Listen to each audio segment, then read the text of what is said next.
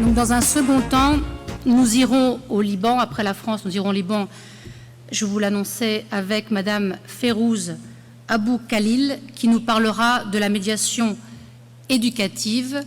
Férouz est enseignante dans les classes primaires et coordinatrice du projet de médiation éducative à l'école Saint-Joseph Byblos au Liban. Et je vous lirai, quand ce sera son tour, la petite lettre qu'elle a prévue pour vous. Donc je vous demande quand même de l'applaudir parce qu'elle va au moins voir cette vidéo.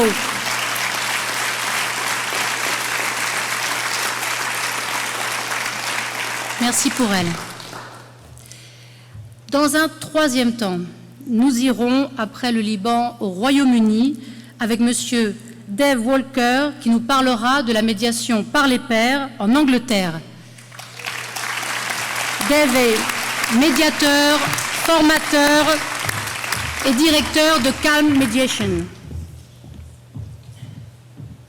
Alors pour les anglophones et les francophones, vous avez la possibilité de suivre de manière traduite l'intervention de Dave, également toutes les autres interventions pour ceux qui ne parlent pas français. Donc n'hésitez pas à mettre vos casques.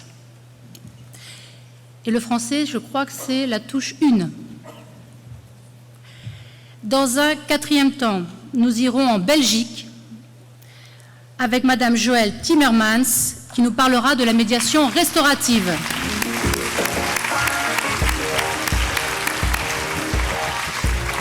Joëlle est médiatrice agréée, professeure, on dit professeure en médiation et directrice de l'association Le Souffle.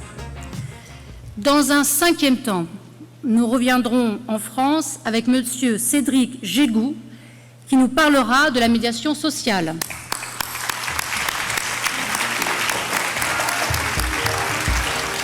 Cédric est directeur Oméga à France Médiation. Et pour finir, nous aborderons un point de vue diachronique et synchronique avec Monsieur Jean-Pierre Bonafé-Schmitt qui nous parlera de la médiation citoyenne avec l'école. Jean-Pierre est chercheur, médiateur et fondateur des boutiques du droit et de l'association Amélie. Alors, avant de donner la parole à notre grand témoin, j'aimerais commencer par une mise en perspective. Les médiateurs qui sont dans cette salle, les médiateurs et les médiatrices, vous m'excuserez si je dis plus souvent médiateur que médiatrice, mais vous comprenez bien ce que je veux dire. Je précise mon cadre de référence. Donc les médiateurs et les médiatrices qui sont dans cette salle savent que la médiation a prise avec la crise, le conflit et la violence. D'autres termes, on pourrait dire que la médiation a prise avec le chaos. Parler de médiation en milieu scolaire, c'est donc se demander quelle est cette médiation qui est en prise avec le chaos scolaire. Et quelle est donc d'abord, c'est la première des questions, quel est ce chaos scolaire, si tant est qu'il y en ait un. Donc je vais d'abord commencer par un rapide état des lieux qui nous permettra de prendre la mesure des choses. Comment se manifeste ce chaos ? On pourrait le dire de mille et une façons. J'ai choisi deux axes. Le premier, c'est ce que j'appellerais les dysfonctionnements d'ordre organisationnel. Et le second axe, pour décrire ce chaos dans l'école, ce serait la violence interpersonnelle. Les deux pouvant être liés. Alors pour ce qui est de la désorganisation ou des dysfonctionnements structurels, je crois que tous ceux qui ont assisté à la dernière rentrée sont suffisamment au courant, je parle de la rentrée scolaire en septembre, sont suffisamment au courant directement ou par les médias du fait que l'éducation se trouve aux prises avec, je cite, et ça n'est pas exhaustif, une pénurie de main-d'œuvre et de moyens, une dégradation des conditions de travail, une compétition entre les familles, qui pour obtenir le bon collège, qui pour obtenir le bon lycée. Et quand ça n'est pas suffisant, on passe au niveau supérieur et on arrive à un parcours du combattant pour inscrire son enfant dans l'enseignement supérieur. Une baisse aussi du niveau des élèves. La France est 36e par rapport au pays de l'OCDE dans son classement. une reconnaissance en berne des enseignants, et last but not least, petit mot pour Dave, eh bien, le recrutement des contractuels non formés, non diplômés à la dernière rentrée, après 30 minutes d'entretien et au mieux 4 jours de formation. Au point que ma fille de 12 ans m'a dit, en parlant de son professeur d'anglais, j'espère que cette séance restera confidentielle, on l'a trouvé dans la rue. Bref, plus que jamais, l'école de Jules Ferry confirme les analyses que Pierre Bourdieu pouvait avoir eues dans les années 60 et les années 70, je parle du sociologue, d'une école en peine à incarner les devises de la République française, liberté, égalité et fraternité. Ça, c'était pour le point sur la désorganisation et les dysfonctionnements organisationnels. Pour ce qui est des violences au niveau interpersonnel, elles se jouent à tous les niveaux, que ce soit entre élèves, que ce soit entre enseignants et élèves, ou que ce soit entre familles et enseignants. Alors, comme les médiateurs aiment bien toujours revenir aux faits, c'est le premier temps dans un processus, je vais en rappeler quelques-uns, mais pas trop, je ne voudrais pas plomber l'atmosphère.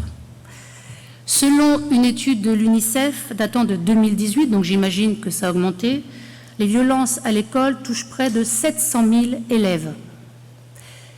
Et un enfant sur 10 serait victime de harcèlement. Et ces violences seraient le plus souvent le fait d'élèves entre eux. Parfois, ce sont les enseignants qui sont mis en cause. Et pas plus tard qu'en juillet dernier, une professeure des écoles a été poursuivie et jugée pour des faits de harcèlement et de violence morale.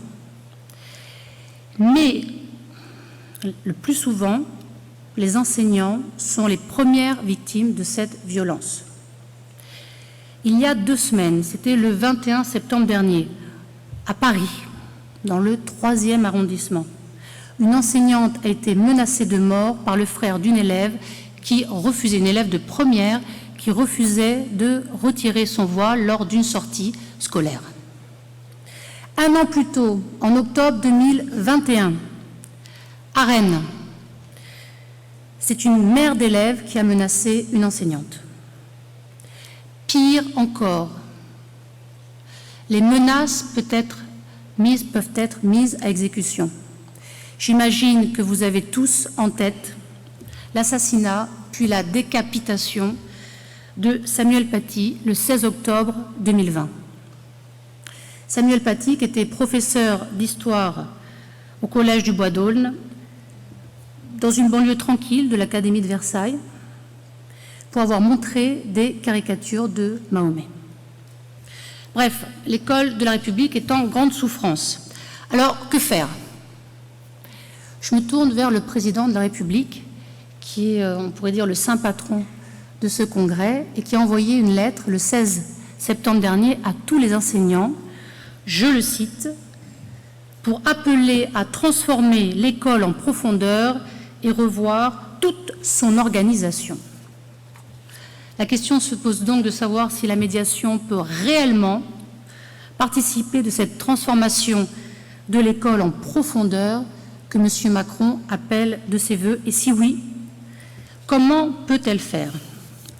Alors, pour répondre à cette question, peut-être à d'autres encore, nous allons voir avec notre grand témoin, Madame Catherine Becchetti-Bizot, ce qui est possible de faire pour transformer l'école en profondeur. Madame Becchetti-Bizot, qui est médiatrice au niveau de l'éducation nationale et de l'enseignement supérieur. Merci.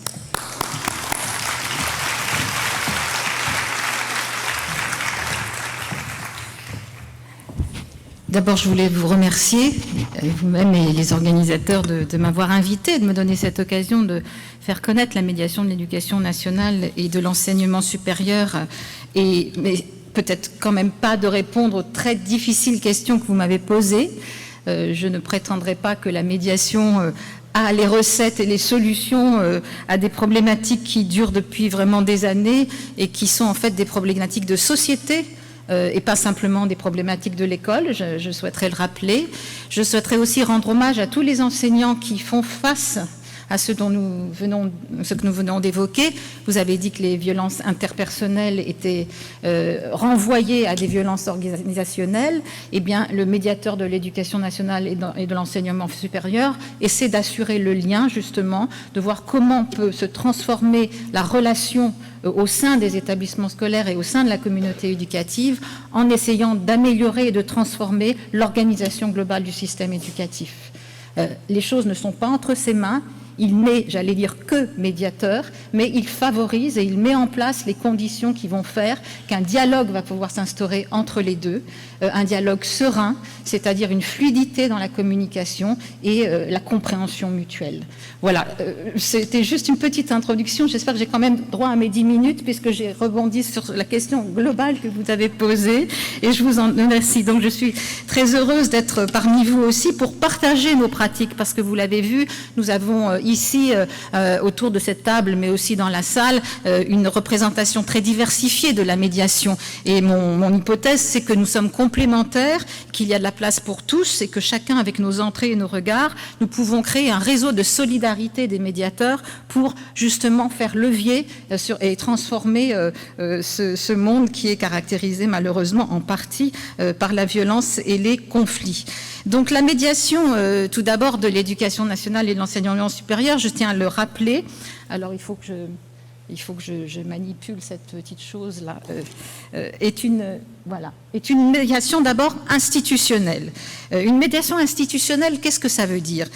Ça veut dire qu'elle a été créée à l'initiative de l'institution pour faciliter un dialogue, comme je viens de le dire, entre l'administration et les administrés, qui peuvent être des usagers et des personnels, pour les faire reconnaître et prendre en considération comme des sujets de droit et d'égale dignité. Je tiens à souligner cet aspect de notre mission.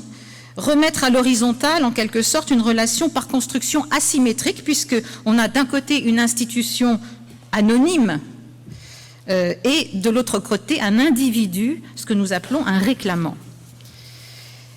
Cette médiation institutionnelle, elle a été créée il y a 24 ans, en 1998, justement pour mettre en place un mode amiable de règlement des litiges au sein du système éducatif. Et ces missions sont inscrites dans la loi, dans le Code de l'éducation depuis 2007. Donc dans la droite ligne de l'ombudsman suédois, que vous connaissez tous, et du médiateur de la République devenu défenseur des droits aujourd'hui. L'institution s'est dotée donc d'un outil d'observation critique en son sein, qui tente chaque jour de contribuer à la pacification du système éducatif et surtout, et encore plus aujourd'hui, à son humanisation. On a beaucoup parlé hier de la dématérialisation des procédures et des services publics. On est au cœur du sujet. Les observations aussi et les recommandations du médiateur sont rendues publiques. Elles donnent lieu à une conférence de presse. Elles sont remises chaque année aux 2 ministres de l'Éducation nationale et de l'enseignement supérieur et font levier pour une amélioration donc du fonctionnement du système éducatif. Rapidement sur l'organisation, le médiateur, la médiatrice aujourd'hui de l'Éducation nationale et de l'enseignement supérieur, s'appuie sur un réseau de 70 médiateurs qui peut augmenter, qui peut diminuer selon les besoins, mais enfin là on est plutôt en augmentation du nombre de saisines. Donc 70 médiateurs, je le précise, qui sont des bénévoles et des retraités de l'éducation nationale. C'est ce qui garantit leur indépendance. Ils ne sont plus dans des enjeux de carrière, ils n'ont rien à gagner, ils ont tout à donner de leur expérience et de leur expertise du système éducatif qui leur permet de frapper aux bonnes portes, de réagir rapidement, d'être diligents et de trouver des solutions plus rapides, moins coûteuses qu'un long contentieux, comme on l'a évoqué hier dans plusieurs tables rondes. Donc, ce sont des médiateurs formés à la médiation dans un cadre de haut niveau de l'éducation nationale, diligents, compétents, comme je viens de le dire. Ils ont fait la preuve pendant leur carrière précédentes d'une capacité à entrer en dialogue, à gérer des crises, par exemple quand il s'agit d'établissements, d'anciens chefs d'établissements, de gros établissements en zones sensibles qui ont été habitués à la négociation avec les familles, avec les acteurs, avec les parents, avec l'administration, avec les collectivités, des gens qui ont déjà ça dans leur ADN et dans leur expérience et qui ont cette compétence-là de médiation, mais qui sont quand même formés à la médiation quand ils arrivent malgré leur âge et malgré leur expérience. Ils ne sont donc pas sous l'autorité des services académiques. C'est pour ça que nous avons fait le choix, depuis le premier médiateur en 1998, de choisir des retraités. Ils ne sont pas sous l'autorité et sous la hiérarchie académique. Ils interviennent dans les établissements scolaires de plus en plus souvent, comme auprès de l'administration académique ou administration centrale des ministères. Ils jouissent donc d'une autorité morale qui est reconnue et qui leur permet d'organiser à leur manière et comme ils l'entendent, sans recevoir d'injonction ni d'instruction, leur médiation. C'est très important parce qu'on a beaucoup évoqué depuis le début la question de l'indépendance et de l'impartialité, et je tiens à le souligner, à rendre hommage à ce travail des médiateurs qui le font de manière totalement désintéressée. Donc, pour finir sur cette diapo, la démarche se fonde sur des valeurs et des principes qui nous sont communs à tous, à toutes les médiations, en tout cas je le crois, l'indépendance, la neutralité, l'impartialité, les principes d'équité, de transparence, de gratuité pour le réclamant, qui n'est pas un client, de confidentialité des échanges, bien sûr, et d'efficacité liée à la diligence de leur action, réputée plus rapide qu'une action contentieuse. Voilà.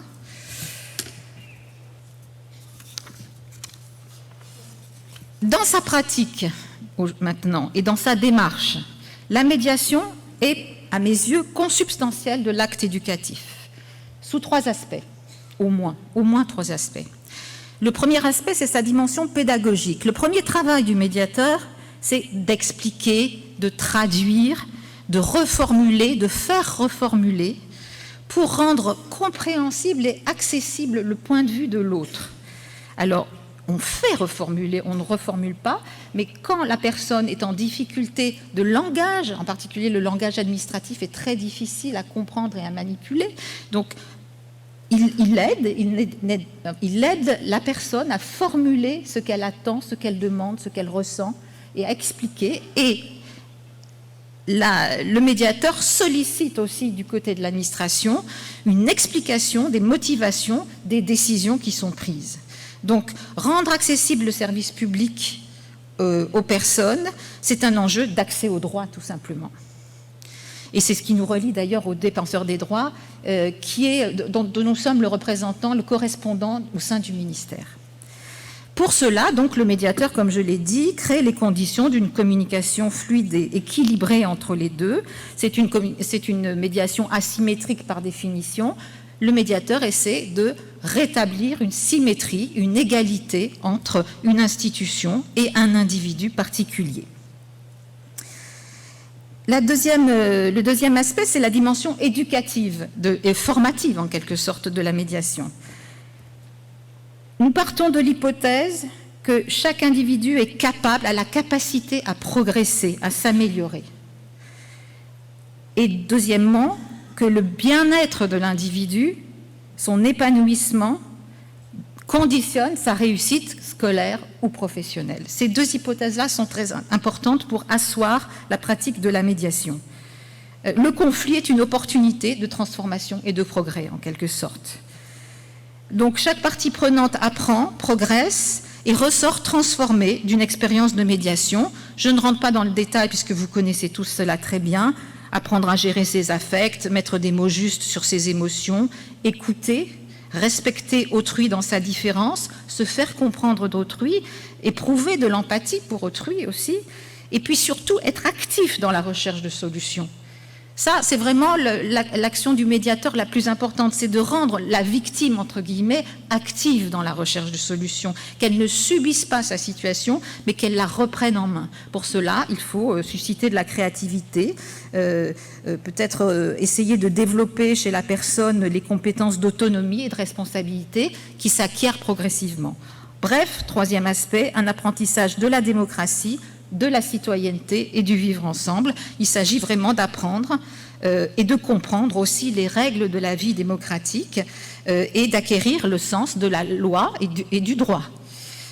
Donc de développer enfin des valeurs humanistes, comme je viens de le dire, comme la tolérance et le respect d'autrui.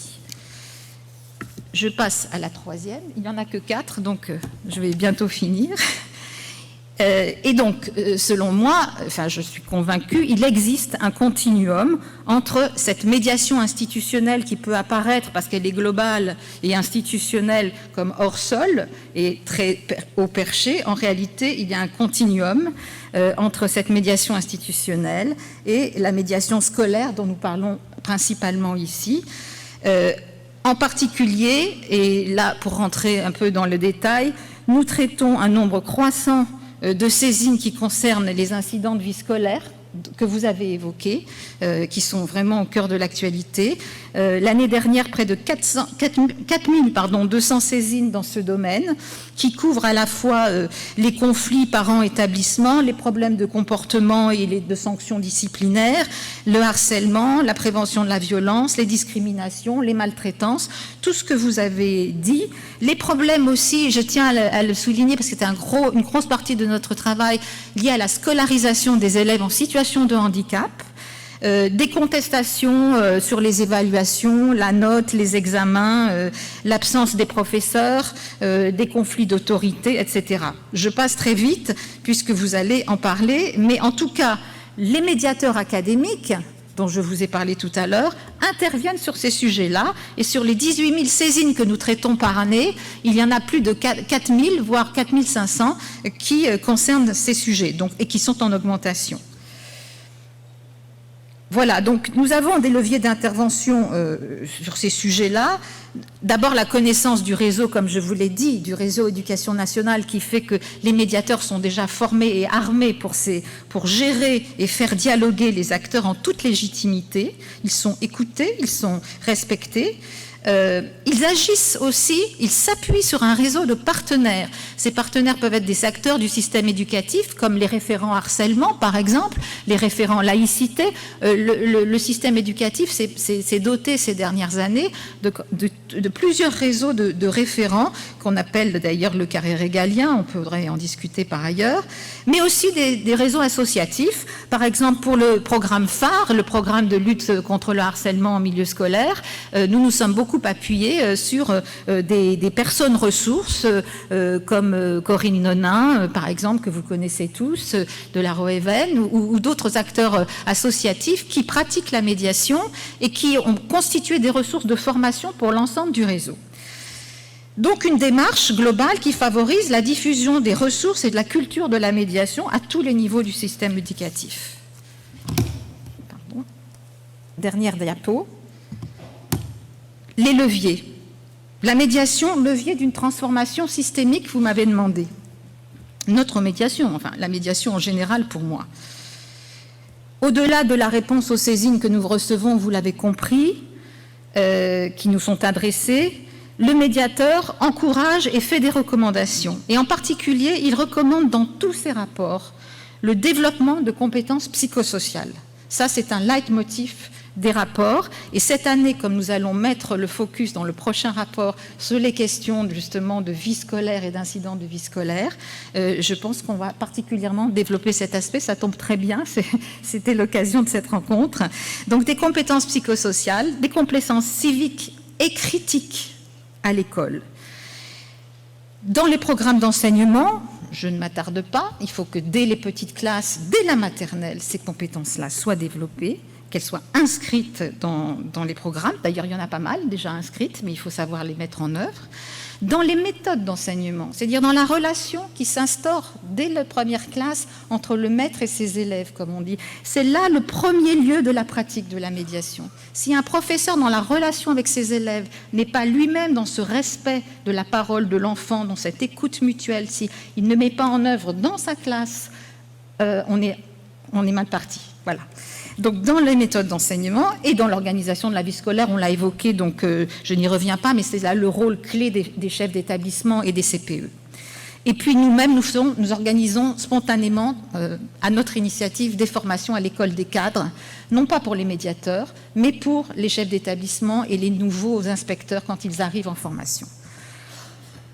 Je voulais juste mettre un accent à la fin de mon exposé sur la maîtrise du langage, qui est, vous savez, une compétence du socle de culture et de connaissance des élèves. La maîtrise du langage, c'est le vecteur essentiel pour nous de la pacification et de la médiation. Je citerai, pour l'illustrer, Jacqueline Morino, que j'estime beaucoup. La souffrance non exprimée se manifeste par la violence et crée le désordre, le fameux chaos dont vous parliez. D'où l'accent mis aussi sur la formulation, l'expression, la verbalisation. Et donc la maîtrise du langage chez les enfants. Le rapport du médiateur, je vous l'ai dit, et ça c'est le levier pour nous essentiel, fait l'objet d'un retour d'expérience, c'est-à-dire que toute l'administration centrale du ministère, une fois par an, doit revoir toutes les, en séance plénière, qu'on appelle comité de suivi, examiner toutes les recommandations du médiateur, rendre compte de leur mise en œuvre, de leur capacité de les appliquer ou des obstacles qui s'y opposent. Mais en tout cas, on a ce retour de l'administration et cette obligation de lire et de mettre en œuvre nos recommandations. Bref, en conclusion, une transformation qui part de situations individuelles qui ont l'air anecdotiques parce que chacun voit midi à sa porte, comme on dit, une transformation qui part de ces petites situations individuelles qui sont petites pour nous, mais qui en fait sont immenses pour les personnes qui les vivent, pour servir de levier à la transformation collective. Et inversement, qui s'appuie sur une démarche universelle, humaniste, pour transformer les individus. Voilà. Je vous remercie. Merci Catherine. Alors merci pour votre exposé qui montre tout l'intérêt d'instaurer une culture de médiation au sein de l'administration d'éducation nationale et de l'enseignement supérieur afin de répondre à la demande croissante d'un traitement humain par le dialogue. Avant de vous donner la parole à travers des questions que vous pourriez poser, j'aimerais savoir si, parmi nos intervenants, quelqu'un aimerait intervenir sur ce qui vient d'être dit. Oui, Cédric. Oui, juste pour dire, parce que moi, donc, représentant la France au niveau de cette rencontre, que tout ce qui est en train d'être mis en place, re-questionné au sein même de l'éducation nationale sur ces questions de nécessité de médiation, comme vous venez de le décrire, on le verra par la suite, en tout cas j'espère pouvoir le mettre en lumière, est parfaitement complémentaire avec des actions d'intervenants extérieurs à l'éducation nationale, parce qu'en fait on cherche bien à atteindre des objectifs communs, et je me réjouis justement de votre conclusion qui indique quand même qu'il y a des orientations fortes qui sont en train d'être prises et qui vont quelque part être complétées par les actions de médiation sociale en milieu scolaire.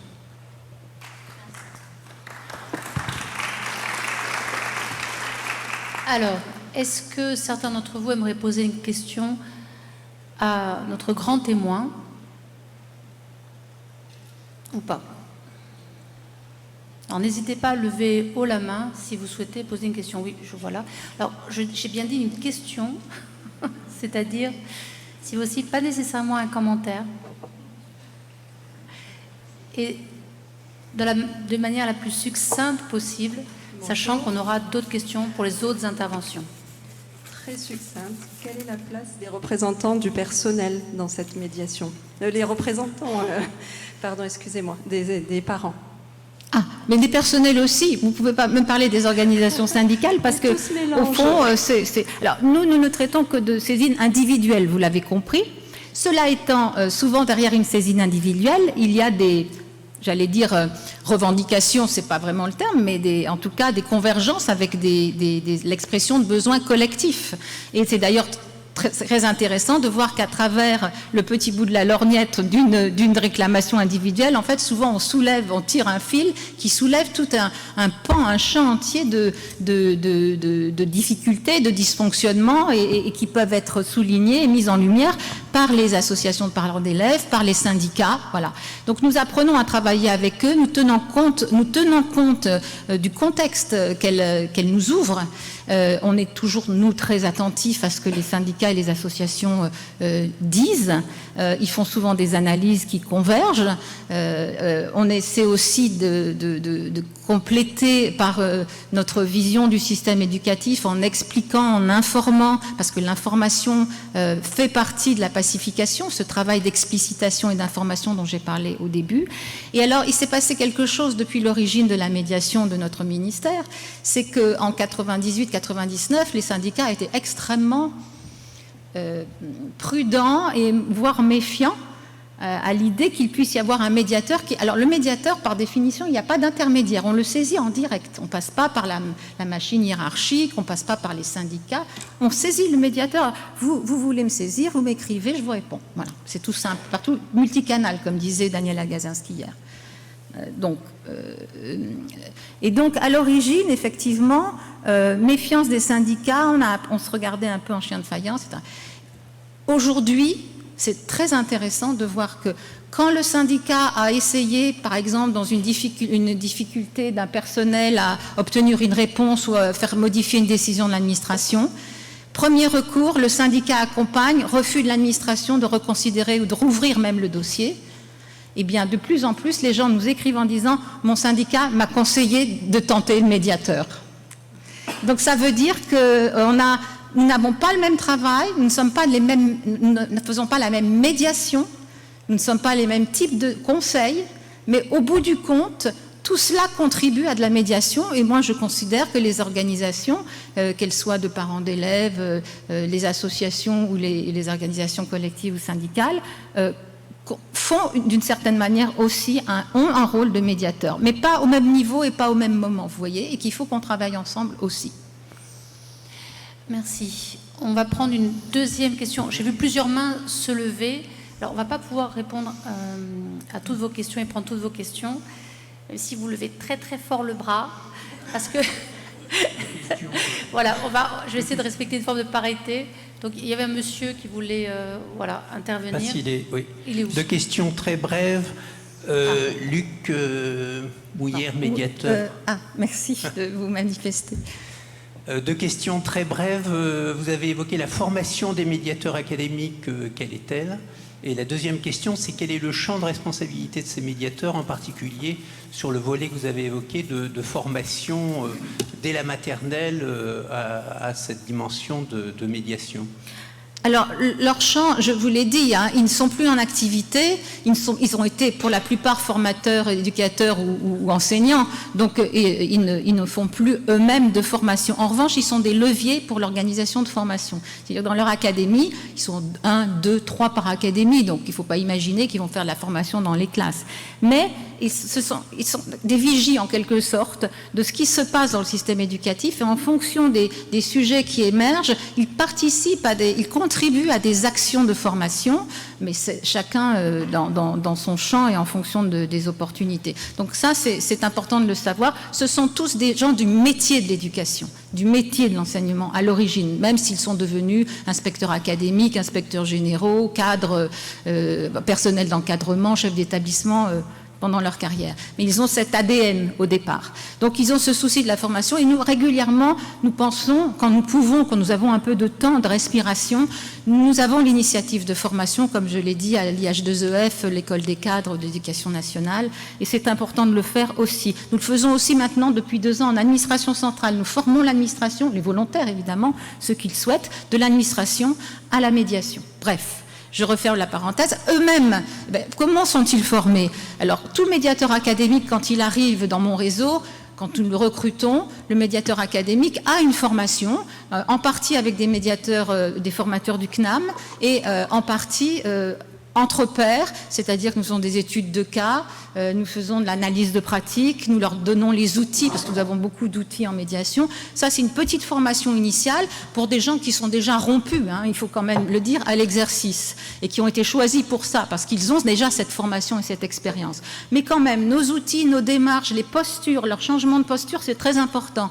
L'indépendance, les valeurs, les principes font l'objet d'un rappel et d'une formation initiale. Mais surtout, nous les formons en continu, puisque nous sommes en séminaire tous les 3 mois à peu près, nous les réunissons, en mars et en février, en mars et en octobre pour tout dire, avec l'ensemble du réseau. Et là encore, on fait venir des formateurs, des conférenciers.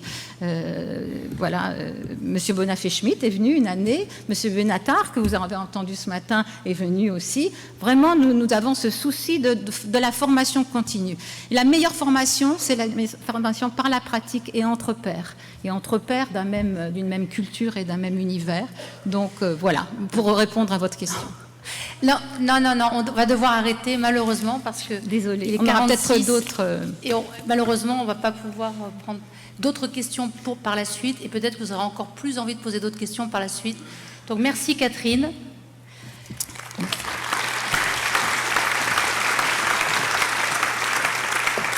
Je suis navrée pour les personnes que je frustre parce qu'on ne peut pas prendre leurs questions, mais vous serez prioritaire si vous avez des questions pour les autres intervenants. On vous a un petit peu repéré. Voilà, peut-être pas, on verra. Alors, à présent, on va aller du côté du Liban.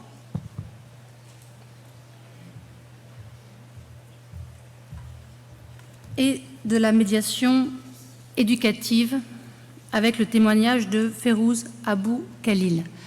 Elle nous avait envoyé bien évidemment des vidéos et les conditions au Liban sur lesquelles je ne vais pas m'étendre parce que je pense que l'émotion va me saisir et je ne serai pas en capacité de poursuivre, font que ce n'était même pas possible d'envoyer les vidéos.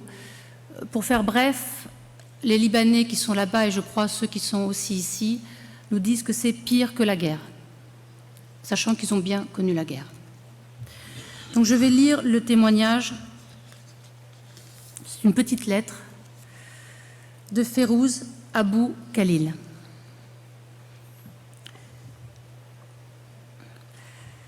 Bonjour à tous. Je suis Férouz Abou Khalil. Je n'ai malheureusement pas pu être présente avec vous aujourd'hui.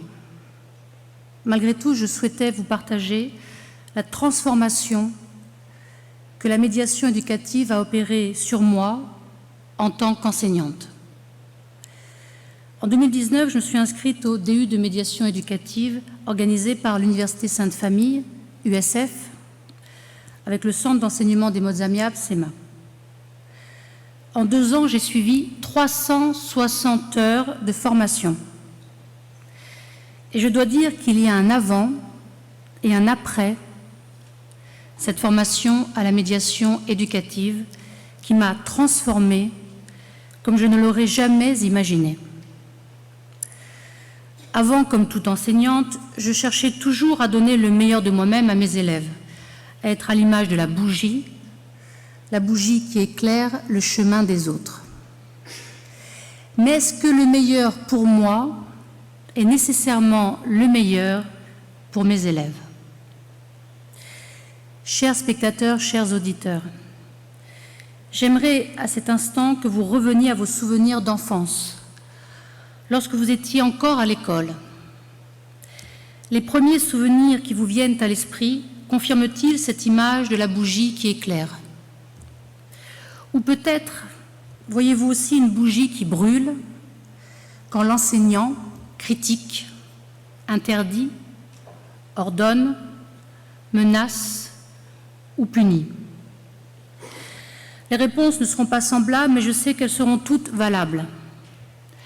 La médiation m'a appris cette règle d'or que personne n'a tort. Chacun a raison de son point de vue, même un enfant, même un élève. Avant, devant un élève turbulent, maladroit ou agressif, je croyais qu'en parvenant à garder mon calme et protéger le bon fonctionnement de ma classe, j'étais une bonne éducatrice qui contient un élève insupportable. Mais mon autosatisfaction était proportionnelle à mon incompréhension de ce qui se passait réellement pour l'élève perturbateur. À présent, je vois un enfant qui souffre et qui ne sait pas dire sa souffrance autrement que par un comportement turbulent, maladroit ou agressif. Je suis plus attentive aux non-dits et aux mal-dits, aux ressentis refoulés, aux besoins non satisfaits, aux bonnes intentions non exprimées. À présent, je n'écoute plus seulement mes élèves à travers une grille d'évaluation de leur plus ou moins grande conformité à mes attentes. J'écoute ce qu'il y a de vivant en eux, y compris lorsque cet élan vital vient générer du chaos dans l'ordre de ma classe. Avant, je croyais que l'élève se définissait par son comportement. Un bon élève, c'est un élève qui a de bonnes notes. Un mauvais élève, c'est un élève qui a de mauvaises notes. Maintenant, je peux voir l'enfant qui a de mauvaises notes sans me dire que c'est un mauvais élève. Je le vois à travers un processus. Je sais qu'il peut changer et je sais que sa capacité à changer vers le meilleur de lui-même va fortement dépendre de ma manière de communiquer avec lui. Avant, j'étais focalisée sur l'objet enseigné, la matière, la discipline. Maintenant, je ne considère plus seulement les compétences scolaires. Je m'intéresse d'abord à l'élève comme une personne à part entière. J'ai pris conscience de l'impact que mon comportement, ma manière de m'adresser aux enfants, pouvait avoir sur leurs résultats, indépendamment de leur plus ou moins grande intelligence. J'ai appris à accepter de ne pas tout savoir pour m'ouvrir à leurs compétences et à leur vision des choses. Ainsi, en cas de problème ou de conflit, ce n'est plus moi ou les adultes responsables qui prenons seuls les décisions et imposons les solutions. C'est à travers l'écoute active et empathique de ce qui s'est passé pour chacun que mes décisions seront prises de manière plus juste et mieux acceptée. En me formant à la médiation éducative, je n'ai pas juste appris ce qu'était la médiation, comment faire de la médiation, ou encore comment l'enseigner aux élèves. J'ai transformé mon regard sur l'enseignement, sur moi-même et sur les élèves. En un mot, j'ai repensé mes priorités. Pour conclure, avec la médiation éducative, il me semble que j'ai gagné en efficacité parce que j'ai appris à regarder les élèves autrement, c'est-à-dire dans leur humanité, et j'ai appris à penser autrement, c'est-à-dire avec eux. Je vous remercie.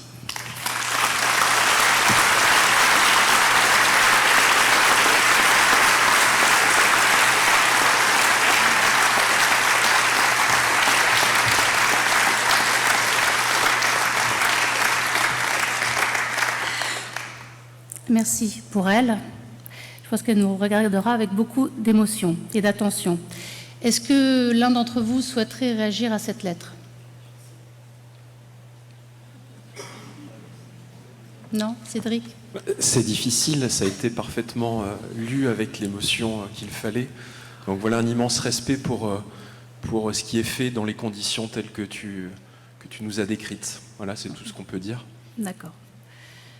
Et est-ce que... Oui, alors, je vous avais remarqué tout à l'heure, donc il y a quelqu'un au premier rang. Je vais me rasseoir.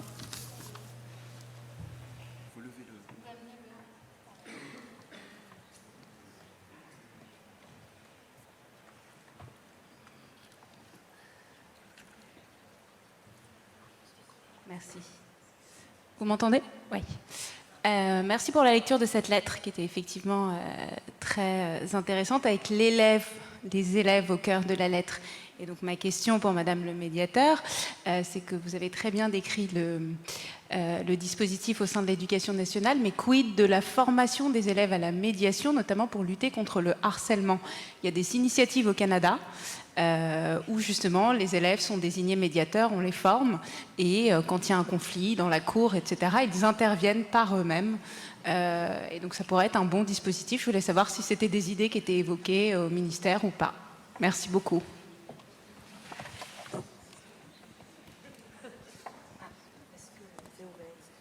Oui, je vous remercie pour votre question. Mais d'abord, en relation avec ce qu'on vient d'entendre, la lettre, qui est une magnifique lettre, mais qui montre bien ce qu'on évoquait tout à l'heure, c'est que le premier médiateur, c'est l'enseignant. Et Et c'est pour ça que c'est dans les classes que ça doit commencer. Parce que l'enseignant, le professeur, le maître, c'est d'abord quelqu'un qui, normalement, dans sa classe, doit organiser pas simplement un enseignement vertical de contenu, de savoir, mais aussi une circulation de l'intelligence et des savoirs dans la classe. Et donc, qui doit faire en sorte que son élève, ses élèves, qui sont d'abord des enfants avant d'être des élèves, n'oublions pas, des enfants, parce que c'est un individu dans sa globalité et pas juste un individu caractérisé par sa scolarité. Donc le maître, dans sa classe, est le premier acteur de la médiation. De même qu'au niveau d'un établissement, le chef d'établissement est aussi le premier médiateur. Je le dis parce que ça a un lien direct. Quand on est professeur, on est médiateur. Quand on est chef d'établissement, on est médiateur. Mais tout ce qu'on a entendu dans cette lettre nous invite à nous interroger sur la réalité de la pratique de l'enseignement. Est-ce qu'aujourd'hui, on enseigne encore comme ça? Est-ce que depuis des décennies, on n'a pas instauré une forme scolaire et un modèle descendant qui est complètement à l'opposé de ce que la médiation promeut. Voilà. Donc, pour moi, alors pour ce qui est de la lutte, de la prévention surtout du harcèlement en milieu scolaire, eh bien évidemment, au cœur du programme que vous devez connaître, le programme phare qui s'inspire d'autres programmes comme la méthode Kiva, par exemple, finlandaise, ou qui s'est appuyée sur des méthodes comme la méthode de la préoccupation partagée. On est là qui s'appuie, mais qui en plus les met au cœur du dispositif du programme phare, avec de la formation et des ressources pédagogiques produites pour l'ensemble des enseignants qui souhaitent se former et qui ensuite forment leurs élèves. Donc on a bien sûr non seulement une volonté, une dynamique qui est en train d'être initiée, hein, je ne dis pas que ça existe depuis 20 ans, c'est nouveau, mais il faut quand même rendre hommage à cet énorme travail, cette énorme réflexion qui s'appuie sur, alors peut-être pas de la médiation par les pairs, parce que ce qui est très discuté, c'est de savoir si on peut confier à des élèves seuls le traitement du harcèlement entre pairs en milieu scolaire. C'est un poids énorme, il y a toutes sortes de relations sociales très complexes et psychologiques qui sont en jeu. Donc pour nous, et je crois aussi pour le ministère et pour le programme phare, qui n'est pas mon programme, mais qui est un programme que j'ai essayé d'accompagner à mon niveau, l'idée qu'il faut un encadrement et une formation d'adultes pour encadrer et accompagner une pratique de médiation entre élèves. Et que ça peut être une solution plutôt en prévention du harcèlement, comme celle de la formation des compétences psychosociales, etc., qu'une solution de remédiation ou de traitement du harcèlement qui ait fait appel à vraiment d'autres acteurs et d'autres approches que la médiation entre pairs. Alors, merci pour la question qui permet de faire la transition avec le prochain intervenant. En l'occurrence, on va aller en Angleterre avec Dave Walker. It's your turn. Et Dave va nous parler de son expérience comme médiateur et formateur au sein de l'association CAL Mediation et de la médiation par les pairs.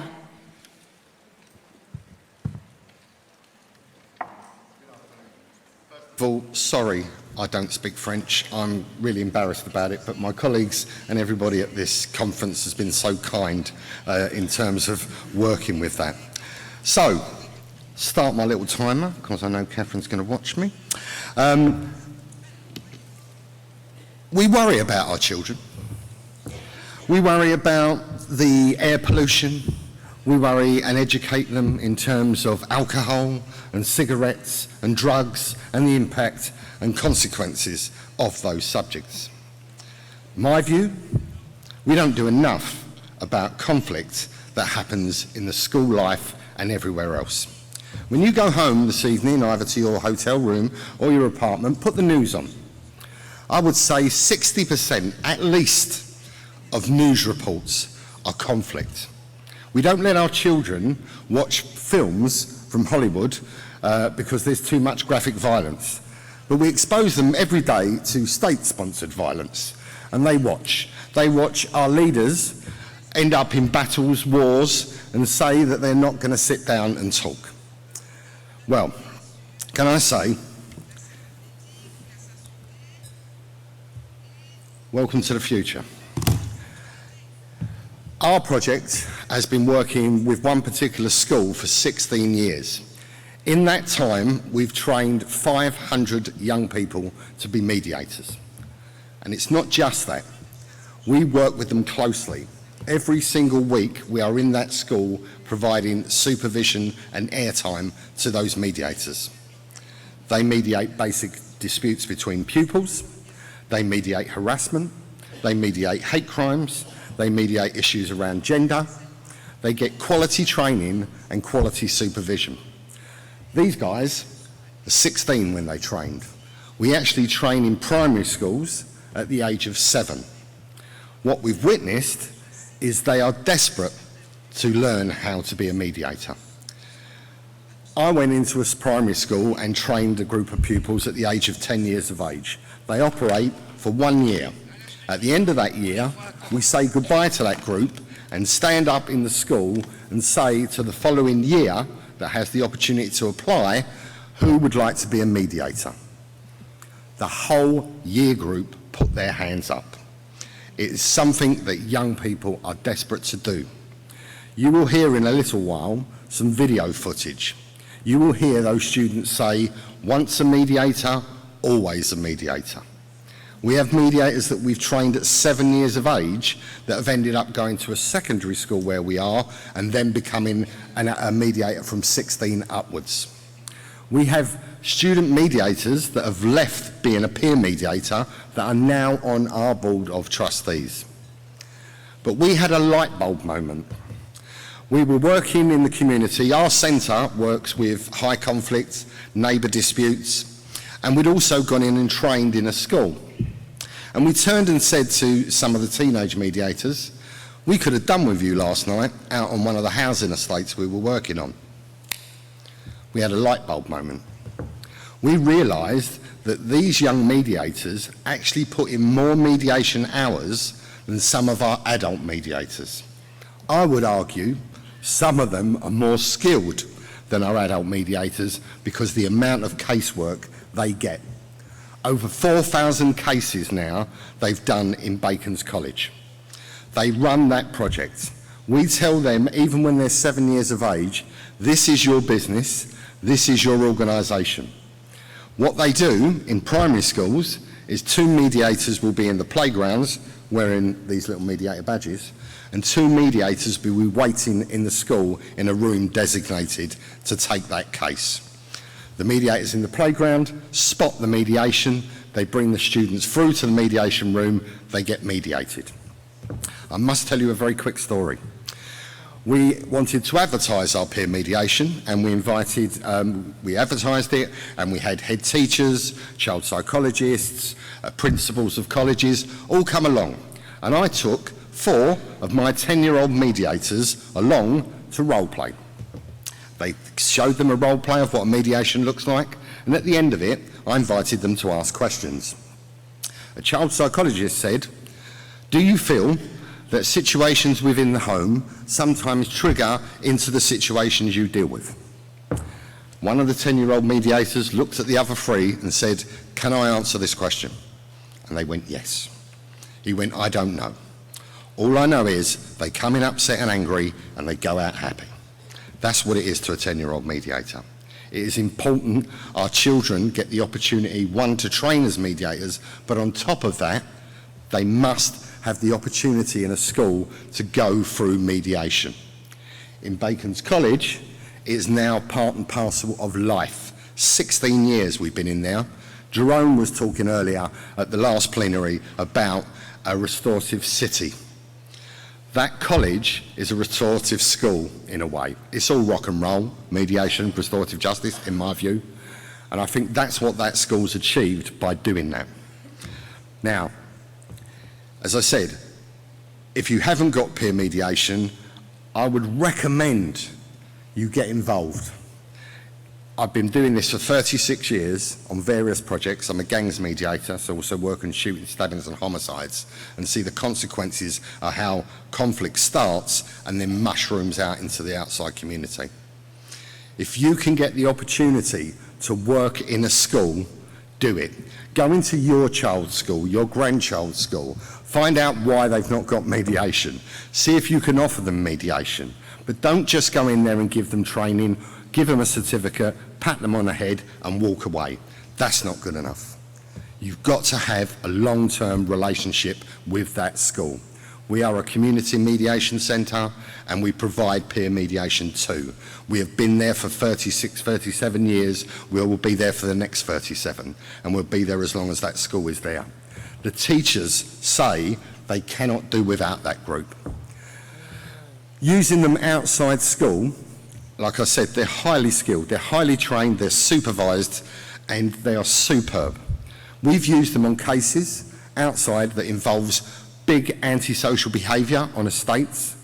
We've used them when we got a case passed through for us where a dad felt his son had been radicalised at university, took his passport, took his laptop and stopped him from coming home. Myself and one of that team sat down and mediated it.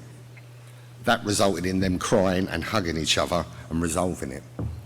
Don't underestimate the power of what young people can do.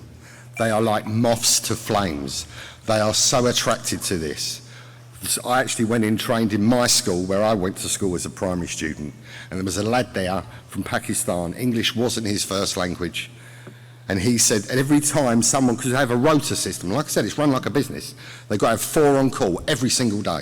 And if one of them's sick, then one of them will step up. This kid, this boy, stepped up every time.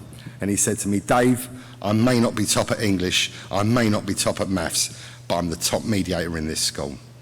That's how proud he was. I'm going to play the video now, if I may. I'm going to click on, I hope I hit the right button. Is it? A mediator for life. You might not realize it until you get out, but that is it. From the moment that you started doing the application, I think that's how they're still processing recruiting mediators. Once you start in that process, at the beginning it feels a bit shallow. You feel like, oh no, I'm just being me. No, you're being a mediator. You wipe away off who you are. You put on that mediator face and garment on, and yeah, you are mediator for life. I stopped in 2009 and we're 2016, and I can still take a case and deal with as a mediator. So do enjoy your time, and it will help you for life. It was the best. I think personally it's changed the way I think about the world. I'm less bitey towards conflict. I'm far more calm. I'm laid back. I think about situations as a whole rather than in isolation. And at the moment I'm part of the military, and it's very hierarchical and everyone thinks that it's all about shouting, but a big part of being a leader in the military is something called emotional intelligence, and mediation has helped me massively with emotional intelligence, which is about being able to read people, being aware of different people's situations, having empathy, and really putting yourselves in someone else's shoes. So that's something that I really value now, and something that I'm quite good at thanks to the lessons that Dave and Mel taught me 4 years ago.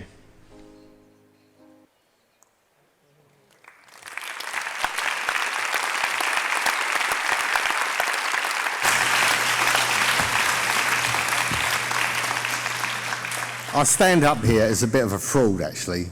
This is Melanie Bruce. She is the inspiration behind this project. She's the one that's got it to where it is today. They are her mediators that have been trained. The way in which she's run this has made her project the leader and prime example of how peer mediation should run in the UK. I'm not suggesting in any part of the world that you're in, but in the UK it's the top one because of her. Unfortunately, because of ill health, she couldn't be here today, but I get the joy of working with her team outside in the community and going into schools. We have even had mediators sit down with teacher and pupil conflict using a peer mediator and an adult mediator. They have mediated so much. One of the student mediators actually won Community Mediator of the Year in the United Kingdom after he left school. That's how skilled they are.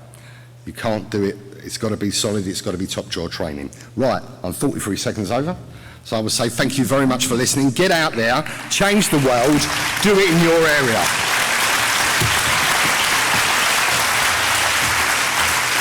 Thanks, Dave. Merci pour votre exposé qui montre la capacité des élèves à être médiateurs et la transformation que cela va opérer chez les enfants eux-mêmes. Eu égard à l'heure, nous n'aurons la possibilité d'avoir qu'une seule question. Devant. Mais vous pouviez attendre un petit peu et il y a d'autres choses qui peuvent être intéressantes. Hein. Alors.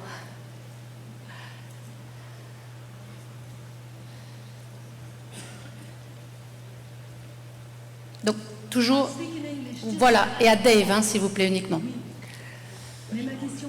Ah, ça marche pas. Si, ça a marché. Allô, allô? Voilà. Yes, I just want to thank you for your testimony. It's given us all hope. And my question goes to your right-hand speaker. Quand est-ce que, enfin, à quand la sensibilisation des futurs enseignants, de nos enseignants et des élèves à développer leur capacité d'empathie, à la capacité de mettre des mots sur leurs émotions, leurs besoins, et je continuerai sur une citation de Thomas d'Ansembourg, pardon. La violence résulte d'un manque de vocabulaire, car l'individu ne sait pas décrire ce qu'il ressent. Et je crois que c'est cet apprentissage-là que j'aimerais voir développer dans notre pays. D'accord. Donc si je comprends bien, si je reformule votre question, je dirais que c'est un souhait, et que vous avez exprimé un souhait qui va peut-être, dont vous aurez certains éléments de réponse. Malheureusement, ça n'est pas possible, mais peut-être pour les autres, vous êtes repérés. Non, malheureusement non. Mais pour les autres, très volontiers. Aussi, idem. Alors, eu égard au temps, je préfère qu'on avance. Et puis, s'il nous reste du temps, vous pourrez garder bien vos questions et vous pourrez, bien évidemment, une fois que tout le monde sera passé, poser la question à qui vous le souhaitez. Alors, après le Liban et l'Angleterre, nous allons revenir en Europe continentale, on va dire, avec Joël Timmermans, plus précisément en Belgique. Joël qui va... Merci.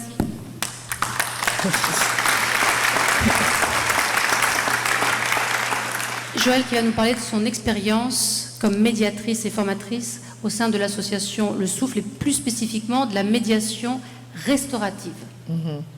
Voilà, moi je suis très ravie d'être à Angers pour une nouvelle fois.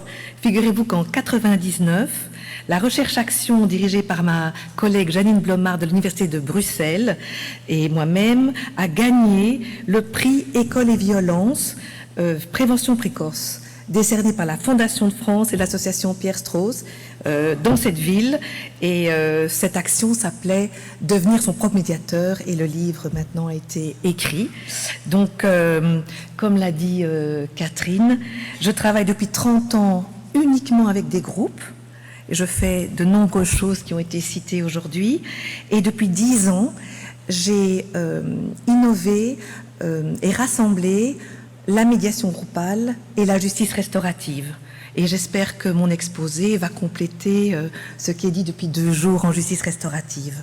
Je dois pousser sur un bouton. Voilà. Je vais d'abord partir d'un postulat que j'aime beaucoup, d'un réseau américain vers lequel j'ai été me former, une définition du père de la justice restaurative Howard Serre qu'on a encore cité à la table sur le terrorisme et l'après-terrorisme, et puis vous situez les principes maoris, car nous avons repris des principes de la communauté océanique. Cette pratique était déjà chez nous sous d'autres formes, et puis vous parlez des spécificités du cercle, et puis comment je forme suite à un incident et à un cercle restauratif, comment je vais former une équipe de première ligne dans l'institution. Et je vous ai préparé une petite surprise, il y aura un petit film aussi rapporté des États-Unis. Voici le postulat de base. Est-ce que tout le monde peut lire ?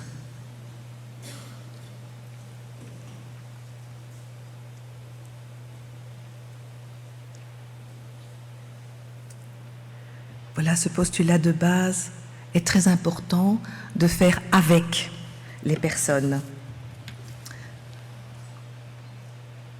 Alors la définition que j'ai reprise de Howard Serre, qui a écrit en 1990 Changing Lenses, qui était vraiment le livre phare sur la justice restaurative, dit ceci.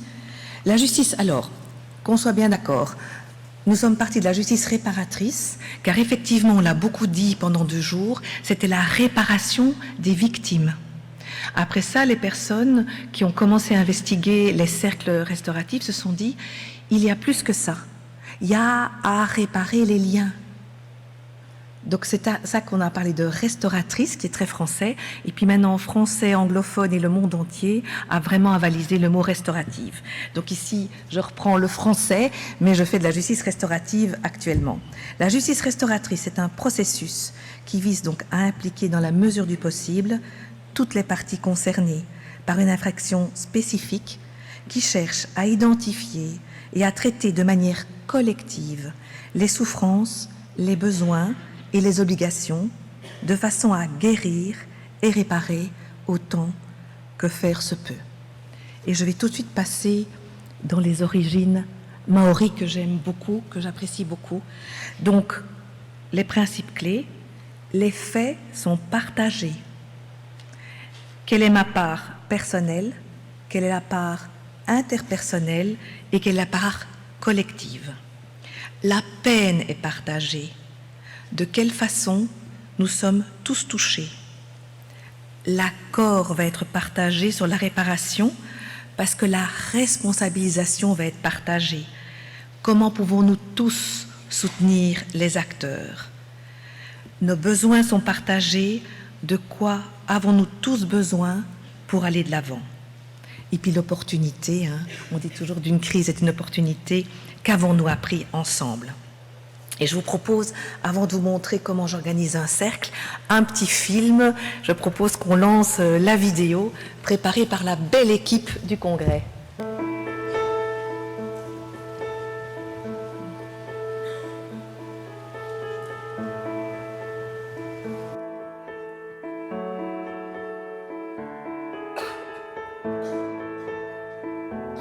I was caught with some knives at school. Me and 2 friends ditched, and then they searched my car and found some knives. And so instead of being on probation, I came here. Sitting in a circle, talking about what we did and how else it could have gone wrong, and just breaking it down into pieces was, well, it helped me understand how the situation could have gone worse, or what else could have happened, and then how I can get back to society, to the community. We learned take responsibility for our actions and learn the kind of things that we do affect other people. At the restorative conference, the youth sits down in a face-to-face meeting that lasts for about 2 hours. And they're meeting with all the people that they've impacted. And those people are the victims and the community members and school teachers, principals, law enforcement, and families. So everyone at that conference gets a chance to speak and be heard and to share how they've been impacted by the incident of wrongdoing. And importantly, the victim gets a chance to tell their story, to tell the story of how their life has been affected by the young man's behaviors. And this chance to tell their story can be quite important for the victim's healing. And it's in this face-to-face dialogue at this restorative conference that the youth gets to really understand the full and deeper impact of how his actions have affected others. When we get to the face-to-face, and when the kid gets to hear how what he did impacted someone who's volunteering their time to be there, is very powerful. And I would say 99% of the time, the kids go inward and they're able to reflect back and go, wow, I didn't realize.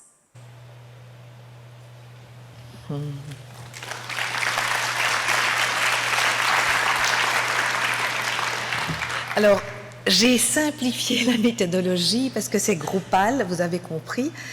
Donc, il y a un entretien individuel qui va précéder. Quelquefois, j'en ai une trentaine, puisque nous acceptons toutes les personnes impactées par les faits. Donc, la famille est là, l'entourage, etc. Donc, voilà, j'ai le cercle. Donc, disons que je suis le médiateur 1. D'autres formes de justice restaurative, on appelle facilitateur ou coordinateur. Pour moi, je suis médiatrice, donc je vais rester dans mon rôle, puisque je fais du groupal depuis toute ma vie. Donc, je vais placer en face de moi mon collègue, c'est toujours des co-médiations. Et puis, d'un côté, un représentant de l'institution, quelqu'un qui va représenter l'autorité, et puis une personne ressource pour le cercle, quelqu'un qui n'est ni allié ni partie prenante de la situation, qui est aussi dans cette neutralité, mais qui a vraiment envie que le groupe aille de l'avant. Puis, c'est très simple, du côté du cœur, je vais mettre la victime et sa famille. Du côté droit, je vais mettre l'auteur, parce qu'à un moment donné, quand vous recevez une trentaine de personnes et puis que vous en avez 15 devant vous, ça se mélange un peu, surtout que ça peut prendre quand même plusieurs semaines de le mettre en place. Et puis donc, en face, vous avez aussi des personnes impliquées de la classe. C'est très important que le groupe se solidarise, autant les adultes que les jeunes, que l'administration, que toutes les personnes qui peuvent soutenir pour aller de l'avant. Et donc, suite à ces cercles, la plupart des institutions, et c'est ça notre force, c'est de préparer l'équipe à créer un espace de dialogue et de médiation à l'interne de l'institution. Vous devez savoir qu'en dehors de l'école, j'ai formé aussi FEDASIL, c'est notre institution qui s'occupe des migrants et des jeunes migrants, les MENA, etc. Donc, dans l'institution, je forme alors des personnes qui veulent s'intégrer et être là, dans cet espace, pour recevoir les personnes. Et souvent, ils peuvent vraiment déjà opérer sans moi qui supervise alors. Et je vous dis quelques paroles de cette équipe de première ligne. L'équipe relais est composée de gens qui veulent rouler pour leurs jeunes et élèves, les soutenir et les accompagner. C'est vraiment essentiel de mettre l'élève au centre de nos préoccupations et de leur donner la parole. Un autre qui dit « c'est intéressant de mobiliser d'autres sources auxquelles les enseignants, on n'a pas pensé ». On amène aussi des changements chez nous quant à la gestion des conflits. Et rien que la perspective, comment est-ce qu'on va aborder les situations en collaboration avec les familles. Vraiment, la culture restaurative permet de remettre du dialogue entre tous les intervenants. De plus, nous avons besoin d'une image positive de notre institution, de nos élèves et de notre travail. Alors, pour l'instant, ça ne touche qu'une partie de la communauté éducative. Et pourtant, c'est vraiment nécessaire, cette action globale, d'apprendre à travailler ensemble, d'apprendre à mieux se connaître et à réfléchir ensemble comment nous voulons faire vivre le système mis en place. Et alors, j'adore, je vais terminer avec ça. C'est une parole d'un élève qui a participé à un cercle. Et en fait, il faut 3 réunions. Une pour comprendre, une pour essayer et une pour arrêter.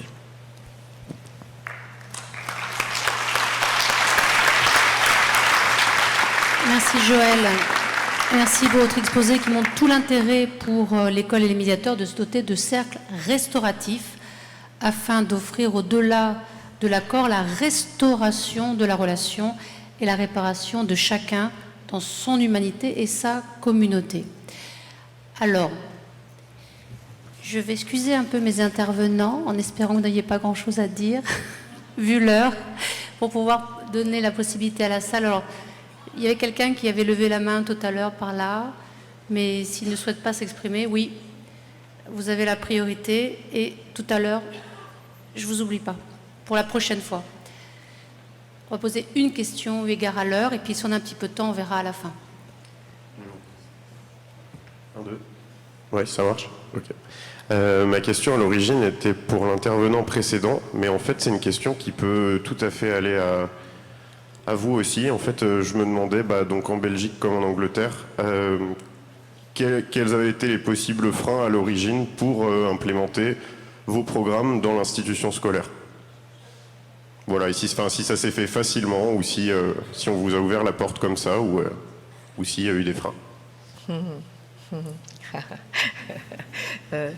Avec mon collègue Jean-Pierre Bonafé-Schmitt, on a commencé la recherche-action de devenir sopromédiateur ensemble, donc avant les années 99, pour avoir cette récompense. C'est très difficile, simplement parce qu'il faut une équipe pour mettre en place ce type de projet, et il faut un minimum d'argent et de subsides. Donc c'est ça le plus grand frein, c'est de sortir du bénévolat. Dave, if you want to complete. yes, I think what we had to do was there was reluctance amongst teachers. You know, I've had teachers say, show me a 13-year-old can mediate a situation. So we have to charge for our work, so we virtually gave it for free for them to taste it for 1 year. Once they see it work, they were sold. 16 years later, we're still in the school. So people don't always know what we do, and sometimes they have to experience it firsthand to believe. Merci. À présent, nous allons revenir en France avec Monsieur Cédric Gégou, qui va nous parler de la médiation sociale à partir de son expérience de directeur au sein de France Médiation et plus particulièrement Omega. Merci beaucoup. Écoutez, pour ne pas perdre de temps, moi je suis également ravi d'avoir la chance d'être devant vous et au bout de cette deuxième journée, je mesure, on parle de congrès international des médiations et cette dimension internationale où on s'aperçoit que les questions de médiation, eh bien, elles sont portées partout. D'ailleurs, la dernière question qui vient d'être posée, c'est assez fort. On peut demander à quelqu'un de Belgique, du Royaume-Uni ou même de France, la question pouvait s'adresser à n'importe quel de ces 3 pays. Donc le sens que ça confère, et puis de parler des médiations, parce que effectivement, moi je me suis rendu compte qu'on avait beaucoup de choses en commun, mais aussi une richesse dans toutes nos différences. On voit qu'il y a plusieurs formes de médiation. Nos points communs à chercher toujours la bonne posture, l'indépendance, l'impartialité, à rechercher aussi la reconnaissance. Je pense que c'est quelque chose qui nous soucie tous, et je ne veux pas me spoiler par rapport à ma conclusion, mais c'est en lien direct avec ce que je vais vous présenter par la suite. Et puis, la nécessité de continuer à nous côtoyer, peu importe que l'on parle de médiation sociale, de médiation pénale, de médiation de consommation, de médiation familiale, pour continuer à mieux nous connaître, mieux nous acculturer, et donc mieux coproduire ensemble. Je pense qu'on a encore du chemin encore devant nous, mais on peut avoir bon espoir de continuer d'y arriver, notamment par le biais de ce type de manifestation. Pour bien travailler ensemble, il faut bien se connaître, donc c'est à moi d'appuyer sur la petite zapette. Je ne ferai pas l'économie de vous reparler très rapidement de la médiation sociale et de France Médiation. On en a parlé hier, Éric Briat dans l'introduction et la cérémonie d'ouverture, Laurent Giraud également. Donc nous sommes actuellement 12 000 médiateurs sociaux en France, tous salariés, formés ou en cours de formation.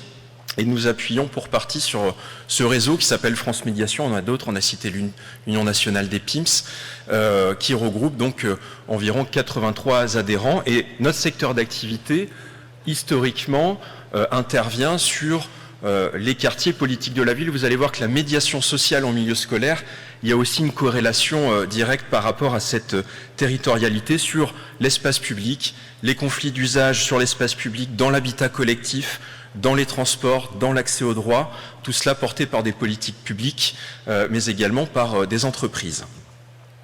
Pour avancer et être plus concret, la médiation sociale aujourd'hui, actuellement en milieu scolaire, vous avez les chiffres, et Éric Briat en parlait aussi, c'est donc 163 sites de médiation à l'école.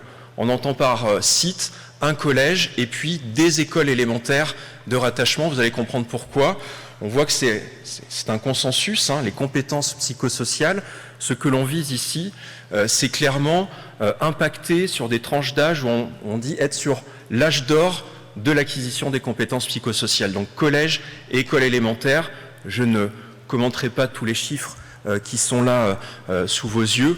Et on va essayer d'agir donc sur les questions d'ambiance, de climat scolaire, sur les questions de décrochage scolaire, mais également sur quelque chose qui est notre valeur ajoutée en médiation sociale, le lien école, famille, quartier. Voilà. Il y a beaucoup de choses qui se font de par l'éducation nationale, de par des dispositifs qui opèrent directement sur des groupes ou sur des individus.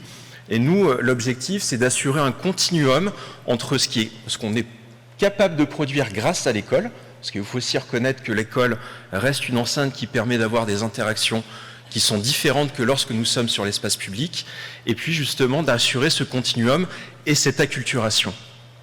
Voilà pour l'essentiel, et pour être un peu plus concret, plutôt que de beaucoup parler, je vous propose de regarder un petit film animé qui va être encore plus explicite que moi sur ce qu'est la médiation sociale à l'école. Qu'est-ce que la médiation à l'école? C'est un médiateur social qui intervient au quotidien en milieu scolaire. Auprès des élèves, il assure 3 missions. L'éducation à la citoyenneté, le développement d'une culture du dialogue et de tolérance, la prévention et la lutte contre les violences et le harcèlement, une action contre l'absentéisme et le décrochage scolaire. Son action est impartiale. Elle repose sur l'écoute, le non-jugement, l'absence de pouvoir de sanction. Le médiateur aide à libérer la parole et à renouer le dialogue. Le médiateur à l'école, employé par des structures de médiation, intervient à l'intérieur d'un collège ou d'une ou 2 écoles élémentaires. Il est également présent à l'extérieur et interagit avec de nombreux partenaires. Son rôle est de faciliter le dialogue entre les élèves pour gérer les conflits, développer la communication et la coopération, favoriser les échanges entre les établissements scolaires et les parents afin d'éviter les incompréhensions et les conflits, accompagner les parents à mieux comprendre le système scolaire et les impliquer dans la vie de l'école. À ce niveau, il a un rôle clé pour le passage du CM2 à la 6e. Travailler en étroite coopération avec la communauté éducative et les partenaires du territoire. Impulser des projets qui s'inscrivent dans l'animation de la vie de l'établissement, comme la médiation entre les élèves eux-mêmes. Les impacts de la médiation à l'école ont été mesurés dans une évaluation menée par Sciences Po. Il en ressort une forte baisse du harcèlement, du cyberharcèlement, de l'absentéisme chez les jeunes collégiens, une intensification des relations entre les familles et l'école, une plus grande ouverture des établissements sur leur environnement, un changement de comportement des élèves face à la violence et du développement de leurs compétences psychosociales, et une amélioration du bien-être et de la sociabilité des élèves. C'est un projet d'envergure nationale, piloté par France Médiation avec le soutien de l'État. La mise en place d'un projet médiateur à l'école se fait à la demande des acteurs locaux. France Médiation accompagne ensuite le déploiement du projet en local en lien avec les structures de médiation sociale selon une méthodologie coproduite qui a fait ses preuves. Le succès d'un tel projet repose sur la coopération de tous les acteurs au service de la réussite éducative et de l'émancipation du jeune.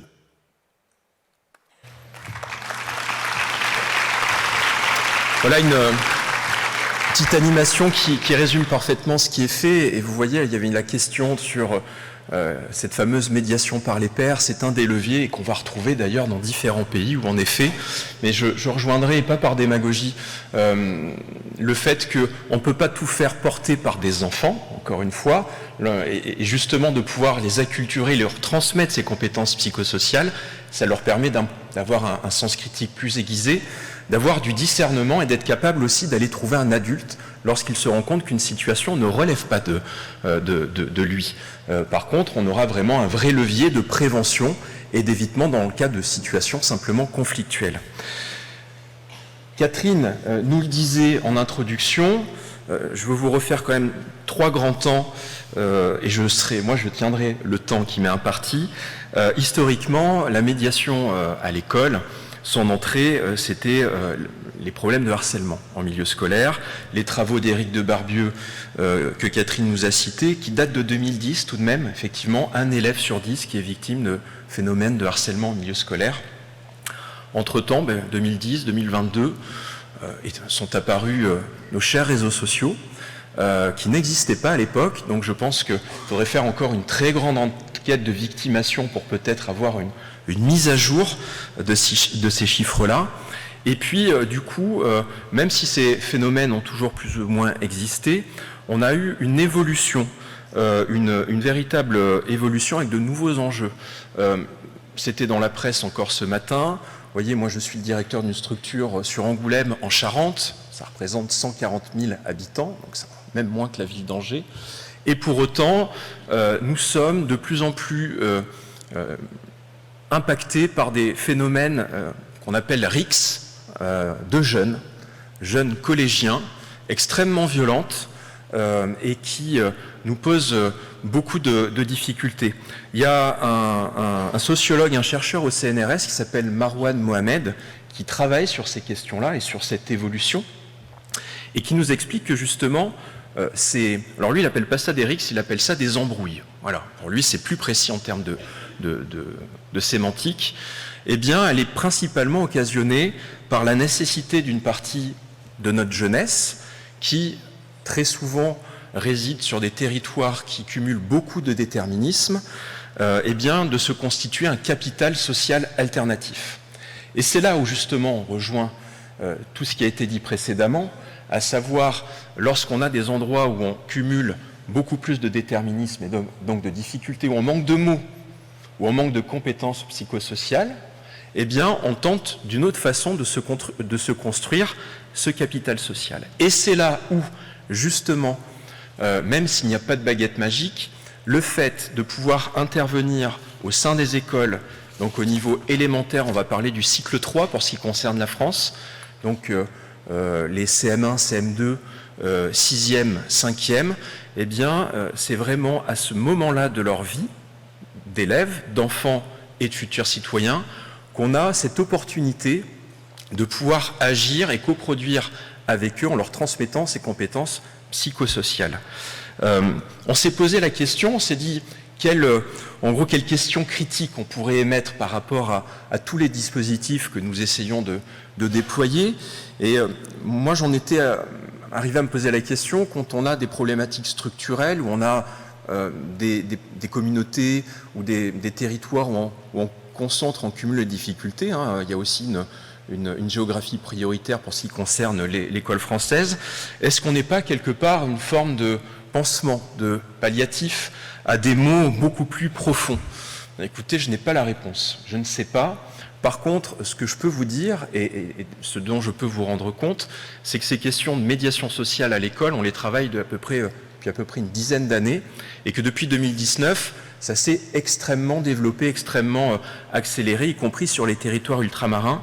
Et il y a une chose qui n'a pas changé entre il y a 10 ans et aujourd'hui en 2022, et ce malgré l'apparition d'un contexte plus anxiogène, plus difficile économiquement, etc., etc., et les réseaux sociaux, c'est que lorsqu'on demande aux enfants ou aux élèves de se positionner et de nous décrire leur motivation sur pourquoi ils souhaiteraient s'investir dans la médiation, pourquoi ils voudraient être médiateurs ou médiatrices à l'école, eh bien leurs motivations sont exactement les mêmes aujourd'hui qu'il y a 10 ans. Et ça, vous voyez, c'est quand même une formidable, je ne vais même pas parler de lueur d'espoir, quelque chose de factuel, un vrai levier de transformation, parler des leviers de transformation. Et donc du coup, les motivations, peu importe le lieu d'habitation, peu importe ces déterminismes, de vouloir ne pas vivre dans le conflit, de vouloir aider les autres, de vouloir donner une image positive de soi-même, de l'école ou du collège dans lequel on est, on le retrouve intact. Et ça, on sait qu'on va pouvoir capitaliser là-dessus, si on arrive à habiller tout ça de compétences psychosociales, avoir vraiment un véritable impact. Et donc la conclusion de tout ça, on s'est dit, qu'est-ce qu'il faudrait retenir dans ce que nous faisons? Je pense que c'est notre intérêt à toutes et tous quand on parle de médiation. La médiation aujourd'hui, monsieur le maire d'Angers nous l'a dit lors de son propos introductif, c'est présenté comme un mode de règlement alternatif. Eh bien, je ne sais pas vous, mais moi, j'aimerais que la médiation, ça devienne le mode de règlement, un mode de règlement usuel et non pas une alternative. Et que pour ce faire, si on veut y arriver, eh bien, il semble quand même plutôt indiqué d'acculturer nos jeunes générations à avoir ce réflexe de dialogue, de règlement à l'amiable. Et ça, justement, en le faisant dès ces tranches d'âge-là, et notamment grâce à l'école, on devrait avoir plus tard des citoyens et des citoyennes qui penseront dialogue et médiation. Voilà, je vous remercie.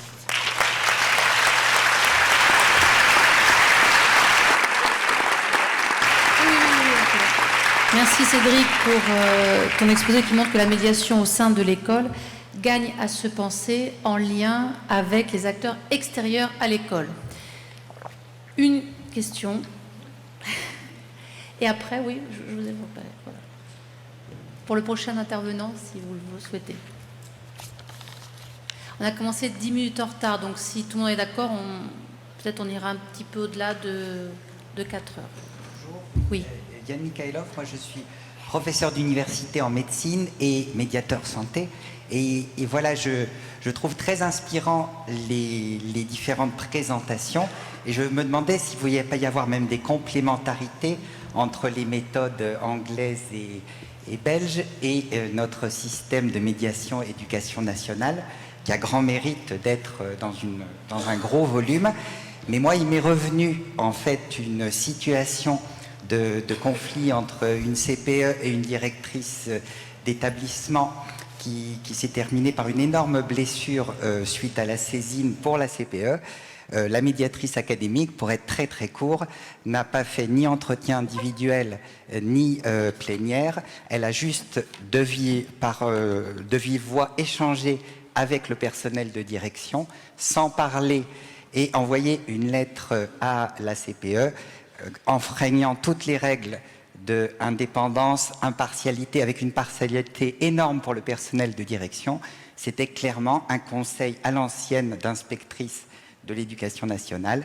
La personne est très blessée et du coup je me disais, est-ce que dans les voies de recours vous pourriez imaginer un processus même restauratif pour réparer la blessure de cette CPE qui est très dévouée, en tout cas, et en qui la confiance en la médiation éducation nationale est entachée en fait.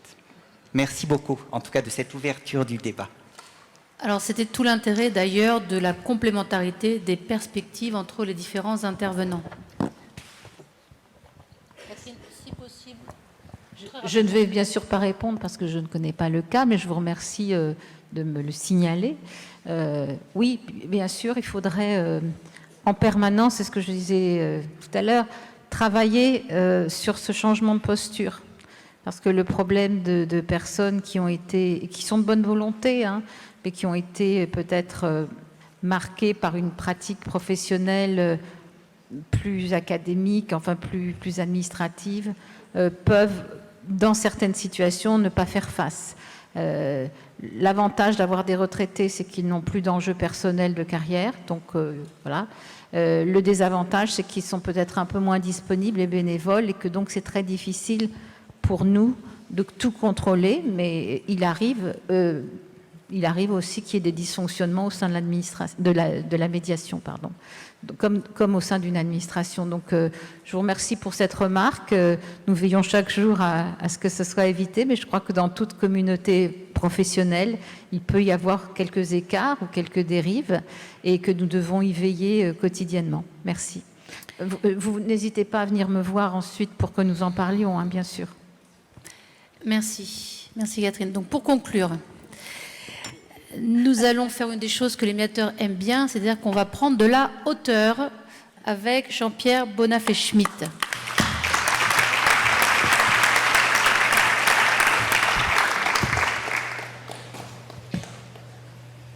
Bien, écoutez, j'ai un certain plaisir de me retrouver ici parce qu'en préparant cette intervention, je me suis rendu compte que ça faisait 30 ans.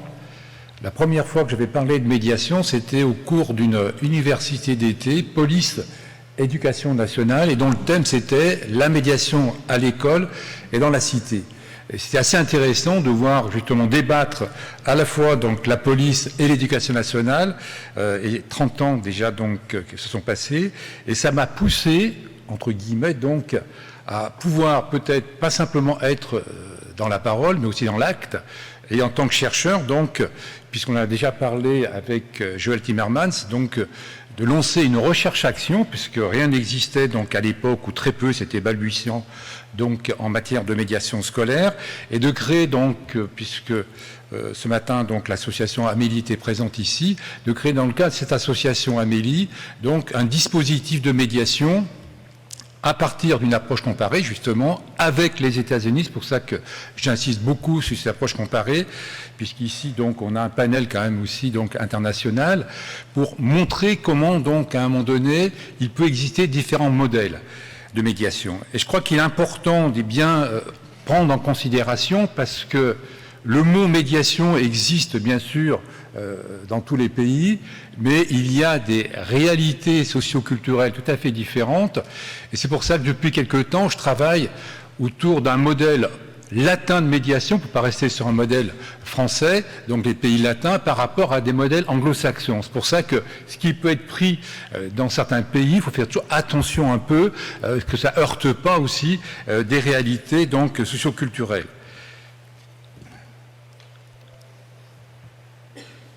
Simplement un petit rappel quand même historique, un contexte, parce que je crois que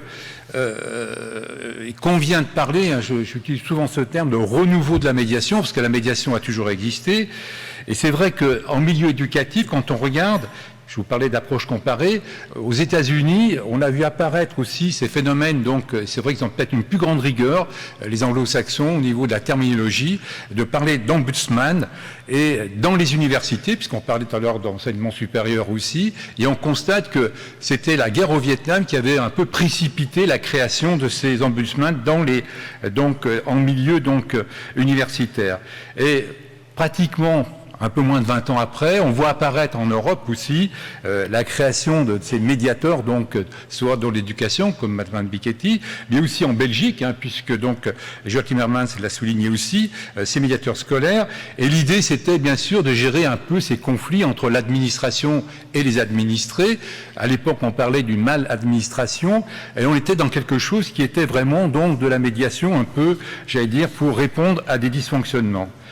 Moi, je voudrais insister sur un deuxième point, l'autre type de médiation qui a déjà été abordé donc par les intervenants, la médiation par les pairs. Hein. Donc, alors les pairs, là aussi, on voit souvent donc la médiation élève.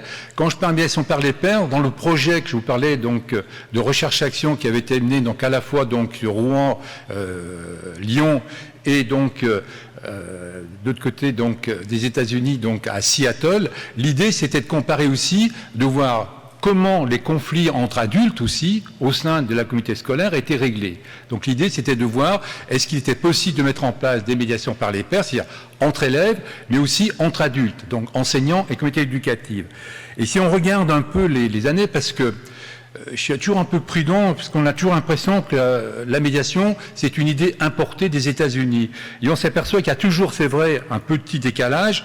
Et si on regarde au début des années 80, on voit que les premiers projets donc aux États-Unis, on parle beaucoup à New York, mais aussi à San Francisco, avec le Community Board of San Francisco. Et en France, on voit donc avec ce petit décalage, je m'en souviens parce que je faisais déjà des recherches aux États-Unis. Au début, j'avais vu donc ces médiations scolaires, mais je pensais que c'était un côté un peu exotique, côté américain. Et très rapidement, donc, un certain nombre d'associations en France ont aussi essayé de développer cette médiation à l'école. En Grande-Bretagne, bien sûr, et aussi en Belgique. Et là, donc, il y avait une autre approche. C'était bien sûr le plus souvent, donc, hein, je vous parlais de cette association, Amélie. Quand cette association était sollicitée, c'était surtout les chefs d'établissement et plutôt des collèges, parce qu'il y avait cette violence scolaire qui commençait à pénétrer donc les enceintes scolaires, et l'idée c'était est-ce que la médiation n'est pas un remède entre guillemets contre ces violences scolaires. Et le deuxième point sur lequel on était donc dans cette association, et puis d'autres qu'on partageait, c'était aussi est-ce que l'école, c'est peut-être aussi un apprentissage à la citoyenneté. Et cette idée de développer la médiation à l'école, elle ne m'est pas venue d'un seul coup, c'était qu'on était confrontés dans les quartiers, puisqu'on parlait de médiation sociale, à des conflits qui avaient lieu à la fois entre locataires, par exemple, chez des bailleurs sociaux, et une bande de jeunes. Et la grande difficulté, j'étais médiateur à l'époque, donc dans ces structures, donc à Amélie et à Vénissieux, c'était comment faire rencontrer ces locataires avec ces jeunes qui, le plus souvent, ne voulaient pas venir en médiation. Et il y avait un lieu où ils étaient, entre guillemets, captifs, c'était l'école. Je me suis dit, c'est un bon moyen aussi, peut-être, pour promouvoir la médiation. Les logiques un peu de médiation, donc, puisque je parle des médiations, donc à la fois pour essayer de modéliser, c'est jamais simple, la réalité est très complexe, et c'est pour ça que mon approche est un peu binaire, je ne le cache pas. Il y a des logiques, comme on dit, instrumentales, de pacification donc des relations scolaires, notamment pour lutter contre la violence, et puis des logiques éducatives, où là, c'est, comme je l'indiquais, une espèce d'apprentissage. Alors, il y a toute une zone grise, hein, puis comme ça a été rapporté dans les différents donc, propos antérieurs, donc, où on voit bien que tout évolue, hein, c'est-à-dire qu'au départ, on repart de la maladministration, puis maintenant, on va vers donc une formation un peu plus sur humaniser celle-ci. Alors, sur la première, ces logiques un peu instrumentales de pacification des relations scolaires, on voit la création de cette fonction de médiateur quand même.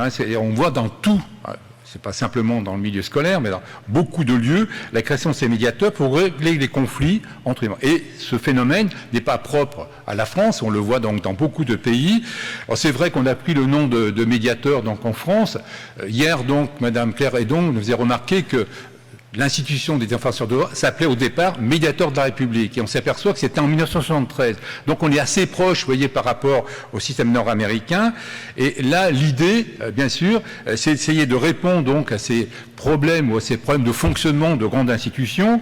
Et puis, le deuxième point, comme l'a rappelé donc Sadiq Jegou juste avant moi, c'est l'utilisation aussi de médiateurs, cette fois extérieurs, donc, pour essayer de lutter, comme il l'indiquait, donc contre la violence scolaire, mais aussi le décrochage scolaire, etc. Et on voit ce phénomène pas simplement lié donc à la France, mais on le voit aussi, je cite donc la Belgique, où une association à Bruxelles comme Bravo a joué ce rôle aussi donc de médiation au sein de l'institution. J'en arrive aussi donc aux logiques cette fois éducatives. La médiation donc par les pairs. Et là, l'idée de ces associations, le plus souvent, il y en a quelques-unes, pas simplement en France, mais aussi, comme je l'indique, comme vous pouvez le lire sur la diapositive, l'idée c'est le conflit est presque le prétexte, c'est-à-dire que l'idée c'est d'amener les élèves à un apprentissage donc à la gestion des conflits, à la relation avec l'autre, et là on voit donc se développer dans beaucoup donc de pays ce phénomène.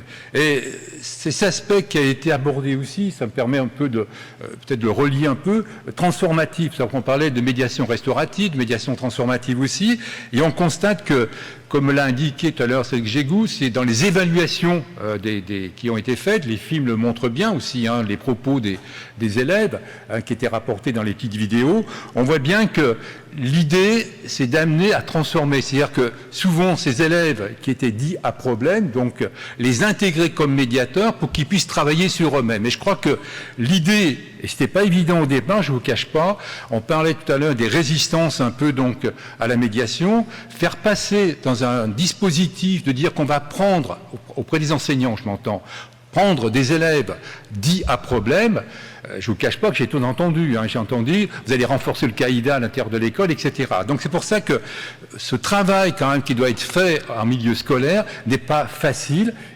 Il convient quand même de le poursuivre, et je regrette un peu, ce sera un peu ma conclusion, et qu'on reste en quelque chose, parce que les évaluations qui ont été menées aussi bien au Québec qu'en France, et on le voit donc avec la dernière qui a été faite par France Médiation, qu'il y a un effet quand même transformatif. Et je pense que à partir de là, il n'y a pas simplement, c'est pas seulement une approche inter-individuelle, on ne va pas transformer quelqu'un, c'est aussi, il y a pas mal de films qui le montrent aussi. Si ça vous intéresse, il y a un film qui s'appelle Aix-les-Bains, vous mettez Aix-les-Bains médiation scolaire, et vous verrez des enfants d'école primaire, à peu près comme ici, qui racontent aussi ce qu'elles ont pu acquérir comme compétences et comment on a pu transformer au sein de l'établissement le climat scolaire. Et pour tenir les délais, donc, j'aimerais bien quand même qu'il y ait une discussion. Donc, je termine simplement donc en conclusion. C'est bien qu'on a, je parle en médiation scolaire, à peu près une trentaine d'années, une quarantaine d'années pour d'autres formes de médiation. La médiation, quand même, dans nos sociétés, ça a déjà été dit, c'est quand même une espèce de contre-culture. Ça a déjà été dit dans d'autres panels. Et je crois que si j'insiste beaucoup sur la médiation scolaire par les pairs, c'est que malheureusement encore, ça demeure encore un phénomène marginal. Les réactions, à travers vos questions, le montrent bien. Comment se fait-il qu'on ne puisse pas le développer ? Il conviendrait que ça devienne quelque chose de naturel, mais pour le moment, ce n'est pas le cas. Et je crois qu'on a un problème, peut-être en France en particulier, mais dans d'autres pays, je pense qu'on a aussi à peu près le même problème, mais surtout dans les pays latins, c'est qu'on a tendance à ce que j'appelle à empiler les dispositifs, je ne veux pas les reprendre puisque ça a déjà été dit, sans qu'il y ait vraiment d'évaluation. Et c'est pour ça que je plaide depuis des années sur la création, en tout cas en France, mais pourquoi pas en Europe aussi, d'un observatoire des médiations pour pouvoir justement mesurer ce qu'on appelle les effets de la médiation, à la fois, bien sûr, sur les individus, mais aussi sur la société. Et je crois il me semble que s'il y avait des priorités, et dans congrès donc de médiateurs, je crois que c'est une priorité aussi pour les organisations de médiateurs, comme ça peut se faire déjà, mais il faudrait peut-être amplifier le phénomène, c'est que la médiation, c'est vraiment un processus éducatif. Et je crois que si on veut vraiment promouvoir une culture de la médiation, parce qu'on voit bien que sur un plan quantitatif, quel que soit donc le champ de la médiation, ça reste très marginal. Il conviendrait donc d'insérer justement la médiation dans l'ensemble des établissements scolaires et de l'école, de la maternelle, l'école primaire, mais jusqu'au lycée et bien sûr à l'université. Mais ça nécessite quand même, c'est là qu'on s'aperçoit dans les changements un peu systémiques, qu'il conviendrait de modifier quand même le système scolaire parce qu'on est dans un modèle collaboratif quand on parle de médiation scolaire, et quand on regarde le système scolaire, il fonctionne plutôt sur un modèle compétitif. Et il conviendrait donc, à un moment donné, qu'on réfléchisse à l'ensemble et qu'on revoie justement donc ce fonctionnement de l'établissement scolaire pour que la médiation y trouve sa place pleinement, mais ça nécessite aussi que cette promotion de la médiation passe par l'école. Voilà. Merci. Merci Jean-Pierre pour votre exposé qui permet de mesurer les enjeux d'ordre systémique entre le développement de la médiation à l'école et les politiques publiques de gestion des tensions sociales. Il nous reste quelques minutes, donc on peut prendre au moins une question. Oui. Et là-bas aussi, pour que tout le monde puisse... On va prendre 2 questions. Si on peut... Alors, plus vous serez bref, plus on pourra prendre 2 questions. Alors, voilà, ici.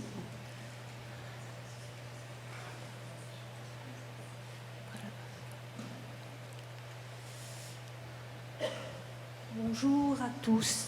Alors moi, je vais vous parler, je suis un petit peu gênée de vous parler de mon livre et de mon projet éducatif pour les enfants, mais je crois que le sujet, on est en plein dedans. Je me suis dit, quand j'ai commencé mes études de médiation, qu'il serait bien que ça vienne du bas, que si on pouvait transmettre les valeurs de la médiation qui sont fédératrices dès le plus jeune âge, le monde serait meilleur. Pour cela, j'ai créé un petit conte qui explique ce qu'est un médiateur, une médiation, et j'ai fait faire un livret pédagogique à l'usage des enseignants du primaire qui leur permet de travailler sur le conte et les valeurs de la médiation pendant leur séance d'éducation morale et civique. Aujourd'hui, ça va faire 3 ans. Je ne vais pas vous parler des freins parce qu'il faut garder de l'espoir et que l'espoir fait vivre et que je préfère garder une note positive, mais les freins sont là. Ils sont là, il y a une volonté de changement, mais quand je vais dans les écoles, il n'y a pas de moyens. Les enseignants achètent eux-mêmes les ouvrages. Voilà, les enseignants achètent eux-mêmes les ouvrages, ils n'ont pas les moyens d'en acheter pour toute la classe, les directeurs n'ont pas les moyens. Que fait-on? Voilà. C'est les compétences psychosociales. Si on les sème dès le plus jeune âge, on peut passer à la médiation par les pairs en 6e, en 5e. Le socle est là. Les valeurs sont là, elles auront été arrosées, elles auront été nourries. Et j'en arrive à la conclusion que pourquoi ça ne fonctionne pas? Pourquoi il y a cette volonté et pourquoi il y a tous ces freins? Et ce sont les adultes qui mènent les freins pour les enfants. C'est bien triste. Voilà.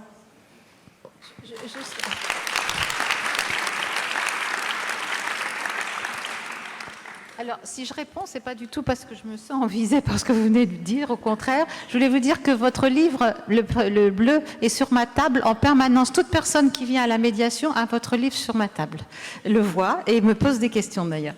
Donc, je suis tout à fait d'accord avec vous que produire...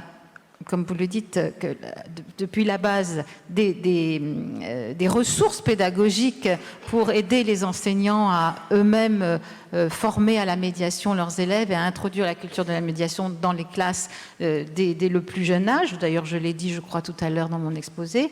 C'est un objectif que nous partageons. Je voulais dire aussi qu'ensuite, les freins. Le travail du médiateur, en tout cas de l'Éducation nationale, est en permanence d'essayer de faire tomber les freins. Et que nous-mêmes, nous sommes, je ne veux pas étaler mes difficultés ici, mais en recherche de moyens en permanence, de moyens très modestes, hein, pour justement, on avait envie dans mon équipe, qui est une petite équipe, de produire quelques ouvrages, quelques petits, non pas manuels, mais des petits outils pédagogiques pour précisément, concrètement introduire dans les classes ces ressources-là pour les professeurs, en tout cas. Mais là, vous touchez du doigt un problème qui est beaucoup plus global à l'éducation nationale, c'est que les moyens matériels de l'école, ce sont les collectivités, et que ce n'est pas le ministère qui achète les livres pour les... Heureusement d'ailleurs, parce que le ministère est déjà à la tête d'un budget absolument énorme, mais vous savez très bien que c'est avec les collectivités qu'il faut travailler, et donc les politiques publiques, ce n'est pas uniquement le ministre de l'Éducation nationale ou la ministre de l'Enseignement supérieur qui les font. Donc voilà, il faut vraiment continuer à nous battre ensemble pour que non seulement cet esprit, cette philosophie, cette culture, mais concrètement ces outils et ces ressources pénètrent dans les classes, mais les acteurs sont nombreux. Vous dites les adultes, mais les adultes, c'est nous, madame. Donc, je fais le même constat que vous. Je trouve votre initiative particulièrement intéressante. Je n'ai même pas les moyens moi-même d'acheter ces livres pour les médiateurs académiques. Donc, je peux faire connaître, je peux promouvoir, j'ai des leviers, comme je vous l'ai dit, je peux recommander, mais je ne peux pas faire plus. Merci. Une question. Bonjour. Et on va conclure. Je suis Cécile Jousselin, je suis avocate, médiatrice, et je viens de terminer 3 années en qualité de présidente de la section locale FCPE de l'école de mes filles. Donc je m'intéresse aux questions d'éducation. Une première question à Madame Catherine Beketi-Bizot. Tout à l'heure, à la suite de l'intervention de Madame Férouz Abou-Khalil, vous avez indiqué que le premier médiateur, c'était l'enseignant. La personne, Madame Abou-Khalil, a indiqué qu'il y avait un avant et un après, mais après 360 heures de formation. Alors, je voulais savoir quid de la formation des enseignants, qui est quand même le grand parent pauvre de l'éducation nationale. Et je crois qu'on est très, très loin de les former en médiation. Et peut-être que ce serait bien que ce soit eux qui soient formés en premier pour qu'ensuite nos enfants soient formés. Et j'ai une deuxième question qui s'adresse à tout le monde, mais peut-être à Monsieur Dave Walker, qui nous a expliqué un processus très inspirant. Mais moi, je me pose une question sur la médiation par les pairs et en particulier la médiation effectuée par les enfants. N'y a-t-il pas un risque, et je suppose que vous l'avez prévu dans votre processus, n'y a-t-il pas un risque de stigmatisation des enfants médiateurs? Et je pense que c'est pour ça que Madame Catherine Beketi-Bizot disait que ça ne pouvait pas être qu'à la charge des enfants, parce qu'il y a un risque de stigmatisation des enfants lorsqu'ils prennent possession de ce genre de mission par rapport aux autres élèves. Voilà. Merci. Catherine et Dave. No, they're not stigmatised. They're like heroes. Like I said, in that primary school, when we said goodbye to the 20 that we trained that year and asked the same year group, the new year group, we're looking for mediators. Who wants to be a mediator? The whole year group put their hands up because they'd use the service and they actually think it's cool and they think mediators are cool. So, no, and plus we supervise primary school and secondary school. So no, it's good to be a mediator, but I guess you guys know that, don't you?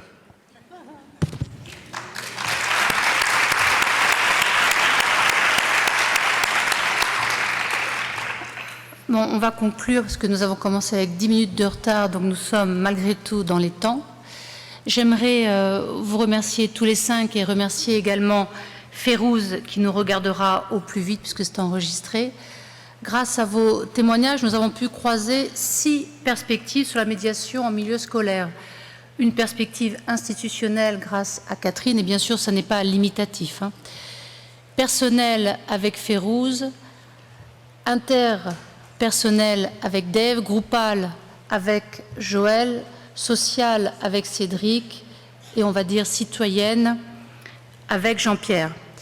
Et grâce à cette croisée des regards et des formes de médiation à l'école, je crois que nous sommes désormais convaincus d'une chose. Le monde de la médiation a rencontré le monde de l'éducation. En France comme à l'étranger, nous assistons à ce qu'on pourrait appeler une révolution douce qui traverse le monde de l'éducation. Petit à petit, la relation prend doucement, mais j'espère sûrement, le pas sur les matières enseignées, la qualité de la communication sur l'excellence des résultats, l'accueil des émotions sur leur rejet et la pratique de l'écoute active et empathique sur l'exercice de l'autorité. Pour autant, à l'aube d'une troisième guerre mondiale annoncée par certains, est-ce suffisant pour promouvoir une véritable culture de paix et faire de nos enfants les futurs artisans de paix dont nous avons besoin? Marshall Rosenberg, le médiateur international et créateur de la communication non violente, nous avait avertis. Je le cite. « Si nous voulons la paix, il nous faudra éduquer d'une manière radicalement différente les prochaines générations. » Alors je m'adresse à vous, je m'adresse à nous. Nous, médiatrices et médiateurs, sommes-nous capables de radicalité? Sommes-nous capables d'aller à la racine des crises, des conflits et de la violence qui touchent l'école? En d'autres termes, sommes-nous capables d'affronter le chaos qui traverse l'école tout en nous interrogeant sur le système socio-politique et économique qui les génère? Pouvons-nous prétendre dépasser les crises, les conflits et la violence sans être conscients des logiques de pouvoir et de domination qui les nourrissent? Transformer en profondeur l'école. Quel beau projet. Maintenant, cela implique sans doute d'opérer des changements non pas seulement de niveau 1, c'est-à-dire à l'intérieur du système éducatif. Cela implique sans doute, pour transformer l'école en profondeur, d'opérer un changement de niveau 2, c'est-à-dire sur le système lui-même.